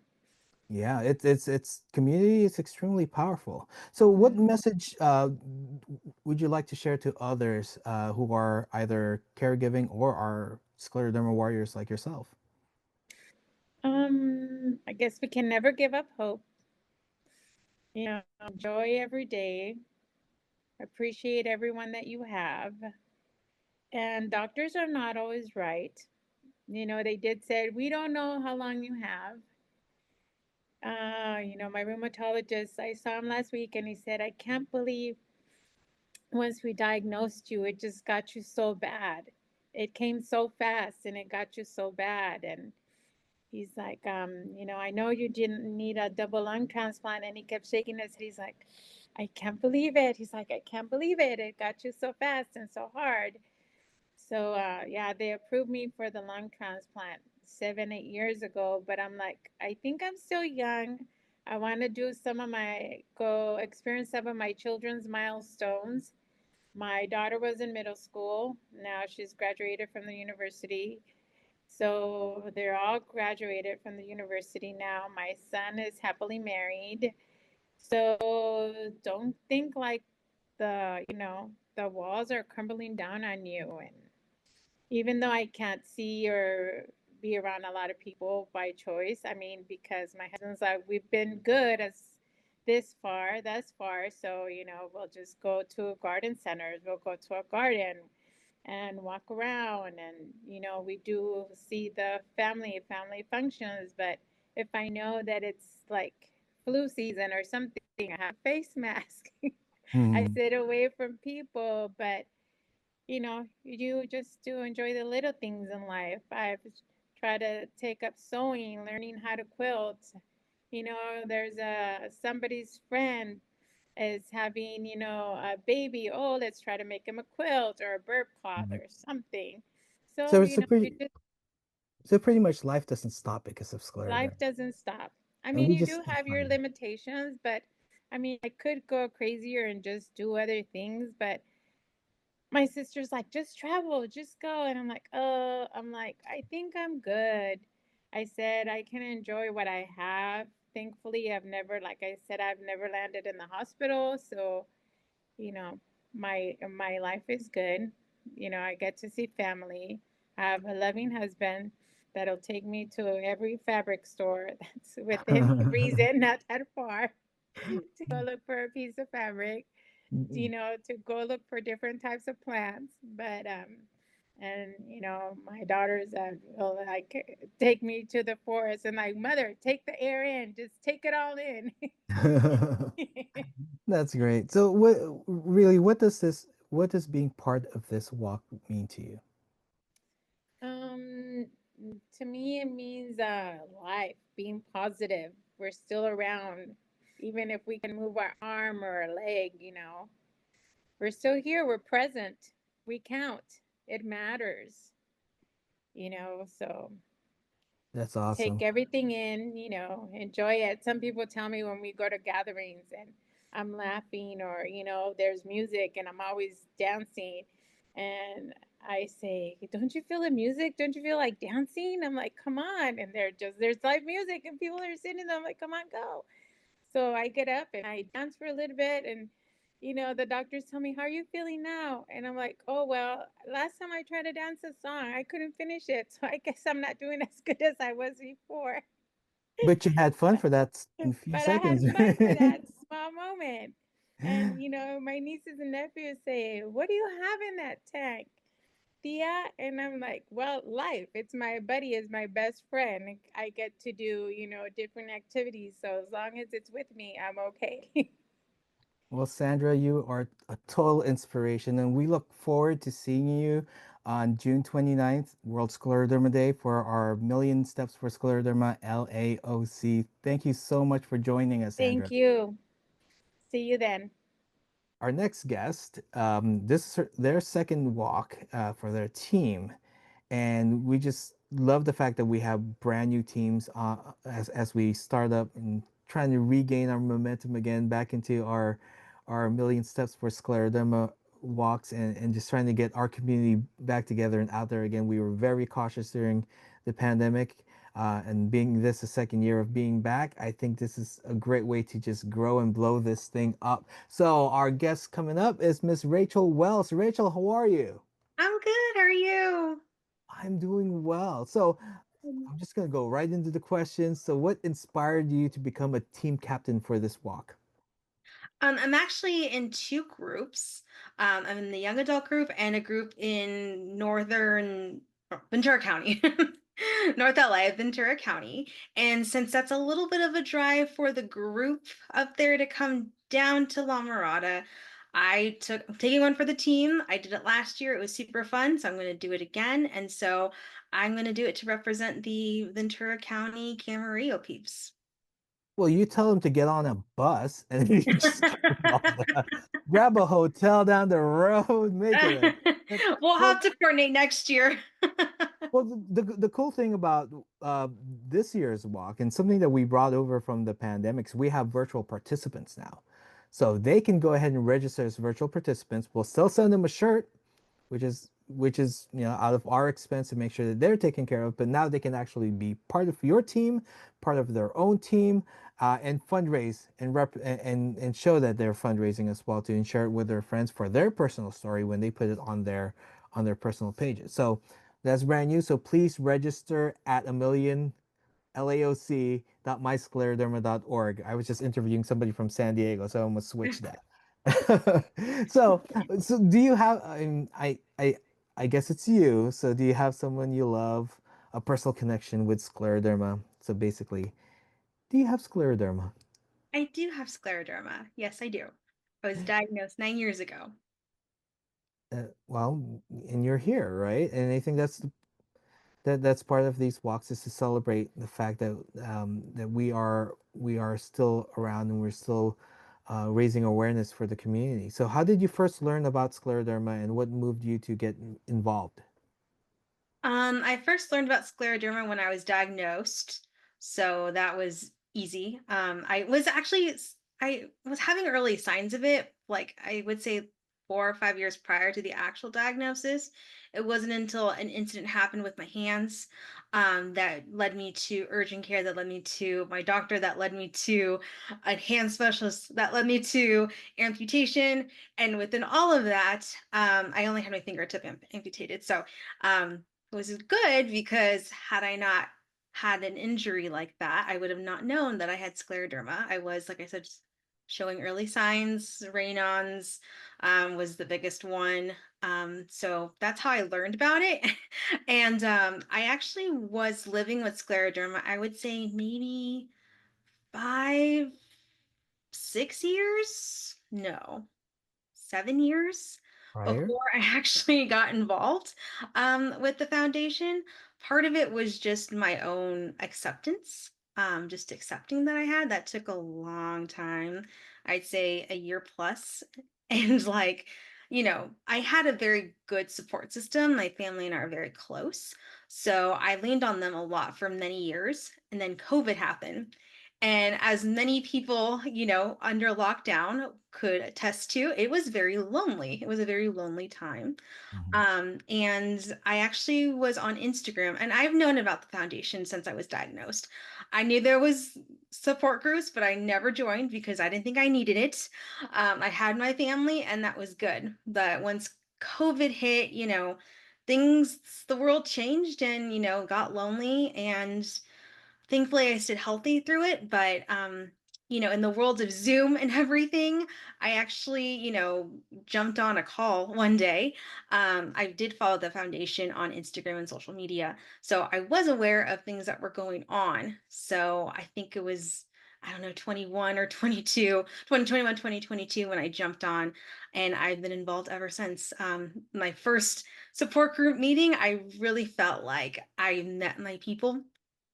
Everyone's stories I could totally relate to, and it's kind of like I found a family, that I never had, and it's really been really cool just to be involved and be a part of support groups and events like the walk. You had that, oh, you get it moment, Yeah, right? yeah, like you totally get it. You Exactly. know my pain. Exactly, and a lot of it has to do with awareness, and that's one of the motivations for this walk as well too. So, how are you recruiting or motivating team members for your team? For my team, well, that's a great question. I have my support group up in the Camarillo area. I do also have my family that are going to be joining me. So, like I said, I'm really close to my family. So, we are all going to, or my family is going to go down to Camarillo. I'm sorry, not Camarillo. Marada. La Mirada, thank you. But I'm also, my company is going to be doing a company match. So Oh, an email is going to be going out, I believe, either the end of this week or next week, um, to my company saying that I'm going to be walking. Please support. Donations will be matched. So my company will be getting involved in that matter because we do have a charitable contribution budget at our company. And so, what a great opportunity to not only share, awareness of scleroderma. As the person who is diagnosed, it's very personal because my coworkers and colleagues know who I am. So it's a great way to, kind of spread awareness and also, have some company support and have some donations come our way. that's awesome. So, what's the name of your team, and what's the story behind it? The name of my team is Rachel and Friends, and the story behind it is me. I'm Rachel, and my friends in the Camarillo small group who are not able to join will be with us in spirit. So that is as simple as I can make it. That's awesome. Are you gonna do any other ways of uh, any creative ways of fundraising for your team? I mean, there's also social media, always social media. Um, and like I said, my company, gonna try to push, the company more so because there's a lot more company involvement, and we always try to promote that. And of course, like I said, we have a budget at our company for charitable contributions, and it's so crazy how like pretty much no employees take advantage of it. They really don't, and I don't know if it's because they're unaware or just don't get involved. But I think it's a great way to not only spread awareness, but also as a involved employee, spread awareness that there is company match for charities. That's awesome.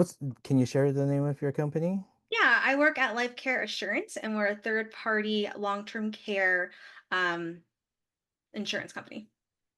That's great. So if you are already registered or you're thinking about registering and fundraising, yes, companies do match and do reach out to companies to match your donation or to your fundraiser. If you have any questions, please reach out to us. You can hit us up at info@myscleroderma.org to make some arrangements if there's any questions from your company as well too. So what are you most looking forward to this year at the walk? I would have to say seeing everybody from the different support groups. Like I said, I have 2 feet in support groups, so I don't always see some people in person. We do our Zoom meetings, every other month, and I can't always make it to the in persons because I'm a little bit further out. So I'm excited just to see people that I know and IRL in real life. in real life, yeah. It's like a little family reunion in a way. I like to think about it because, we stay in touch, there is the Zoom, but when you see each other, it's really different and it's great to like catch up and, go for a walk and, have a good time. So you're coming all the way from Camarillo. So how are you preparing your team or your family for this walk? For the for the Well, big day. yeah, luckily I live in Simi, so shave off 30 minutes from Camarillo. So I'm a little bit further south. But yeah, we are going to have an early morning. Make sure we have all our necessities, our coffees, our, sunscreen, hats, the works. It is an event in our family. We have it on our calendar because it is such a far drive. We have to do a little bit of coordinating to make sure everyone's free on that day. It's not a last minute sort of thing. It's all right. On Sunday the 29th, we are getting up early. We're going to road trip down to La Mirada and we're just gonna carpool. Gonna Well, carpool. that's what I love about these events. Is for a lot of teams, it is an event, right? I mean, I know we bring food, we make it a picnic for our team and everybody else that's involved in our team. Even though we are providing lunch, I forgot who it is this year, but it's always going to be delicious. So let's see, are you going to do anything special like shirts, signs, chants? I kind of want to. I haven't really put much thought into it. Maybe do something like a cute little outfit or something. I don't know. I like fashion, so see what I can do as far as my fashion statement. We'll see. I want to, but I Good haven't for really you. got fully into Yeah. it. My wife and daughter bring scissors so they can cut Oh, up their smart, shirts once they get it.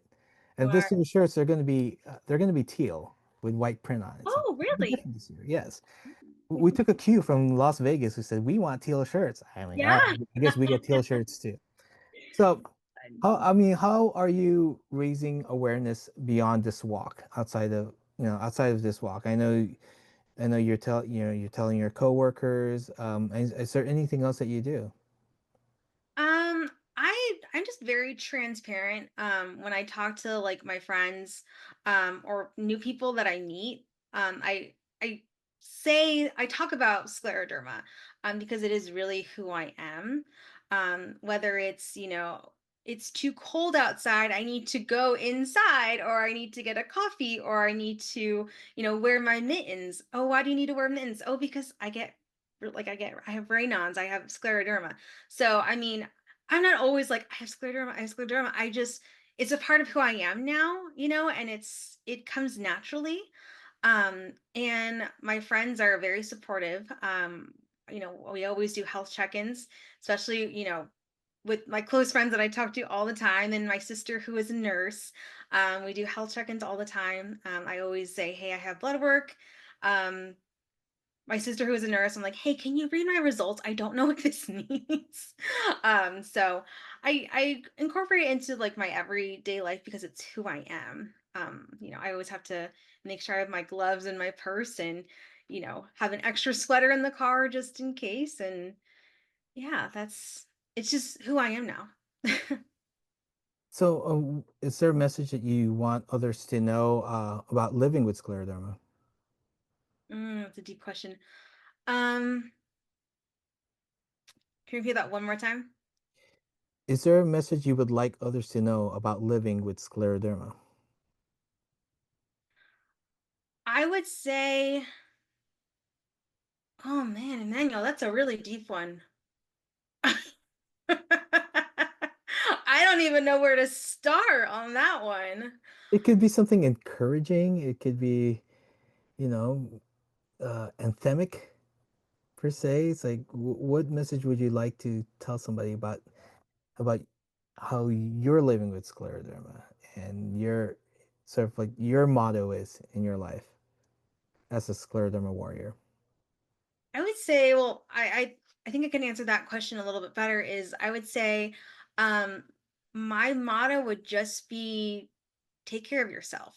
You do you. If you feel like you're cold, if you feel like you're tired, don't feel bad for, feeling fatigued. Some days are good, some days are bad. I always try to give myself grace. Sometimes I push myself a little too hard and I have to back up and say, you know what? This is all I can handle right now. My body is saying no. So just accept where you're at. Because sometimes you can, if you push too hard, it can turn bad. And I know from experience, pushing myself too hard to where I literally am just not in a good place physically. So I would say just be very patient, give yourself grace, and keep going. You do you. Exactly. I think that was one of my wife's doctors was telling us to her. It's like, if you can do it, do it. If you can't, don't do it. And Yeah. then he points at me and goes, and you don't complain. So and so I can't complain anymore. Doctor's orders. Exactly, exactly. So That's what does being part of this event mean to you? it means that I'm part of a bigger community, bigger picture. For years before I entered the support groups, I kind of felt alone in a way. Like I said, I had a really good support system, but people really don't know. You really don't know unless you have it. Um, and when you're around others, like at this event, there's just something that you feel like everything's like right. Like everyone gets each other. We all understand our different journeys, our different walks, and it's great to know that there are others out there that are going through the same things that you are, or that are going through the same feeling you are physically feeling. So it's good to know that you're just not alone. That's good. And lastly, what was your favorite memory about last year's walk? Ooh, I would say I'm having really hard time. Maybe it's a tie between the dunk tank with Dr. First and the puppies. Oh God. Oh no. Unfortunately, we won't have the dunk tank nor the puppies this Oh year. no! I thought those were so great. Yeah, I mean, it was not necessary, but it was different. I'm like, whoa, oh, there's puppies. So, I mean, there was so many things, but those were the two things that really like stuck out. As my first time, I'm like, whoa, there's puppies here. Well, you know what? We are still planning to see if we can go back to Santa Barbara to do Ooh, a that's closer walk. to me. Exactly. And that's where we normally get our Ventura County crime area Yeah. to come out. So hopefully, I'm gonna hit you up first to help out Totally. with that and make things happen. All right. Yeah. And then you can bring Totally. all the puppies you want. Although, can I bring kittens? I love Mm. kitties. I don't know if Oh, they'd be too happy, but I know. I don't know about kittens on I know the outside. kids. They'll be running around I know. because they can actually jump over those I things. know they could. They could. Well, thank you so much, Rachel, for joining us and sharing your story and why you're doing this thing that we're doing on the 29th. And we look forward to seeing you and your entire team coming all the way down from Ventura County and maybe your cat too. Bring My it. cat, yeah, sorry. He's been sitting down here and I've been petting him. You know the Zoom rule, right? If you have a cat, you gotta show the cat. Yeah, this is If you don't show Ringo. themselves. He doesn't want to. This is Ringo. Say Look hi, at the Ringo. Ringo. That's a big cat. Yeah, he is a Big big cat. catty. He's a big boy. All right, thank you again, Rachel. We look forward to seeing you. You're welcome. Take care. Thank you for watching this episode of the SCLEROSUN podcast. We hope you enjoyed listening to our inspirational guests. We look forward to seeing you at our upcoming events, support groups, and fundraisers. Be sure to register to our upcoming walks in La Mirada at amillionlaoc.myscleroderma.org. That's amillionlaoc.myscleroderma.org. And in San Diego, amillionsd.myscleroderma.org. And don't forget to follow us on social media, on Facebook and Instagram at SclerodermaCA, and on the web at myscleroderma.org. See you next time.